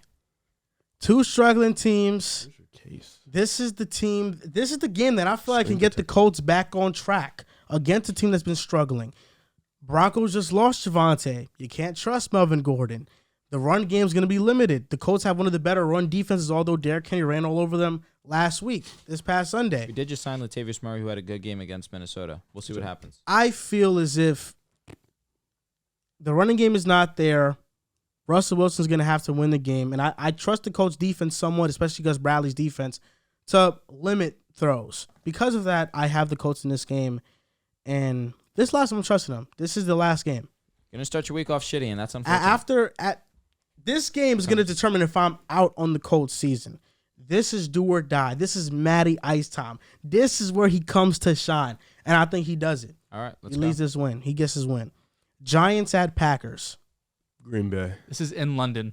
Oh, it is. This is in London. I have a friend in London. Nice. He's mad cool. We FaceTime all the time. That's lit. I like his accent. What's his name? Wait, no. He's from Scotland. Oh, well, Scotland. His name is Curran. Sorry. Shout out, bro. Yes. Shut up. I'm Never going mind. with the G-Men. Packers have looked like Give me Green Bay. a shell of what we thought they would be. Let's be honest, their offense is bad. So Sucks. I'm going Giants. Respect Aaron. He knows. I don't want to pick this game. Like, both of these teams are ugly. I'll trust Aaron Rodgers on the floor, but Idiot. It's funny like, how this whatever. is a conversation. We just had the Packers as a top 10 team in the I league. didn't. I didn't have them in my top 10. Well, that's ridiculous. They're mid. Dude, they almost lost to the fucking Patriots with Bailey Zappi. They're mid. The at Packers are home. going to win this game. It's going to be a statement win. It's going to be a formidable Beating win. the Giants is a statement win? I don't It's going to be a formidable win. They're going to look how they look like against the Bears against the Giants. We'll see. It's going to be very similar. The Packers are just better. They're just better. I got the If they Packers. lose, it'd be hilarious. Lions at Patriots. I'll take the Lions. I do have the Lions as well. Lions. I'm going with the They're going to Patriots. score 55 points. Going with the Mac. Zappy. Without Mac? It's not zappy. It's that the Lions have the worst defense in NFL history so far. Best offense. Best offense, but Bill Belichick defense. I think they'll limit them At somewhat. Ford. No, it's at New It's in England. New England. Oh, I apologize. Yeah, it's at Gillette. Yeah, I think Bill Belichick has a great feel for Jared Goff as a quarterback, honestly. So I think the Patriots win this. Bailey Zappi, he managed the game fine. He didn't do too much. It is what it is. His arm looked crazy. Matt Patricia's been a pretty good offensive play caller. I'll say that. He has been. Chargers at Browns. Chargers. It's at Cleveland. I'll take the upset. I'll take Cleveland. Big Cleveland guy. Big Taking the Cleveland Chargers. guy. I don't mind that. I'm going with the Chargers in this one. I got to. I could possibly take this W today. Okay. Texans at Jaguars. Jaguars need a bounce back win here. Jaguars At home, clean. I Jags. expect them to win. I'm going with the Jaguars as well. The Texans are the only winless team in the NFL Screaming. so far. Falcons at Buccaneers. I'll take the Bucks. Buccaneers. Tampa. I'm going with Bucks, a pretty easy win. Dominant performance now that the receivers are back. Steelers at Bills. Bills. This is going to be a 30 clip. Bills. 40. I'm going with the Bills. The Bills will have 40 points, and I'm actually putting $100 on it. Dolphins at Jets. We'll be at this game. Yeah, we are. We are at this. All four of us. Game. I'm taking Jets. Really? Yeah, I'll take the Jets. Without Teddy, I'm definitely with taking Zach the Wilson Jets. coming off a big game, give me the Jets. At home? Listen. too? Home and MetLife. Robert Saleh told the locker room, listen, we've lost 12 consecutive in-division games. This is where it fucking ends. The Jets are winning this game. And Zach Wilson's going to have a big-time performance. Book it. All right. Gangsta. I'm going with the Dolphins. Bears at Vikings. Vikings ass whipping. Yeah, Vikings. Vikings. That is another 150. I do have the Vikings. I'm going with the Vikings. Titans at Commanders. I'm going with the Titans. They've looked really good these past 2 weeks. Yeah, I'll take the Titans. Back-to-back wins for the Titans. I'm All going, right. I'm going with the Titans as well. Definitely. Seahawks at Saints. I'm going with the Saints. I'm gonna take the underdog. I'm gonna go Seattle. I'm going to go underdog too. Seattle, that offense looked really good. All right. I'm going with the Saints. I think the Saints win this game. Dolan didn't look bad. Yeah, he's just as good as Geno, honestly. I mean, as Jameis. Oh, no, I honestly. agree. As Jameis. Okay. Jameis. Interesting. Yeah. That's interesting. That you said that. 49ers at Panthers. Niners. I'm going with the Niners as well. Eagles at Cardinals. Eagles. The Eagles. This guy's Eagles. some fan. I'll tell you what. It might Well, not his even be Cardinals close. fucking agenda. I'm going with Philly. You know, K1 agenda stands strong here. Buddy. Cowboys at Rams. Ooh. I'm going with Rams are home? Yep. I'm going with the Cowboys. God. Fuck. I'm gonna take LA. There might be more Cowboys fans than Rams fans. That's fucking insane. True. Give me LA. I think I'm taking the Cowboys. This is a really tough game to pick because I think the Cowboys have the defensive line to make This is Monday night. life hell on Matthew Stafford. It's just Monday night. But you know what? No. 4 o'clock. I'm going with the Rams in Ew. this one. 4 o'clock, really? I'm going with the Rams in this game. Bless I you. wouldn't be surprised. Bless you. Bless Thank you. you. I wouldn't be surprised if the Cowboys win, but I'm going with the Rams. Okay. Bengals at Ravens. Ooh. This was tough for me to select. Give me Cincinnati. This was probably the toughest game of the week for me. I'm going with Cincy as well on the road. I'm going Sunday Night Football, by the way. Okay. Great game. Locked in. Locked in. Yeah, we're going to look at the Bengals take over the division this game. I'm going with Baltimore. Go on Baltimore. I think they split. Raiders at Chiefs. Monday Night Football. KC. Chiefs. Chiefs easily Chiefs. to me. I was thinking you said Ravens. Mahomes, if it's one thing about him, he owns the Broncos, he owns the Raiders. He owns the division. Yeah, He he owns the does. division. He He just does it Chargers give him a fight, though. Yeah. They always give him a all. What's fight. his record against Chargers? What does he have? Like Well, I know last year they split. it's like a Yeah. 7% winning percentage instead of a 90, probably. Yeah, Well, he's maybe. always won his division, so Yeah, Well, with Herbert, they We're split, literally- though. let me Oh, see. Nate. real quick. That's going to do it for episode 216 of the Pick Aside Podcast. You can follow us on Twitter at Pick Aside Pod, on Instagram and TikTok at Pick Aside Podcast. And if you want to get early access to the Big Play Slate interview, subscribe to our Patreon. It's going to be released early for you guys. Thank you for watching, and we'll see you next time.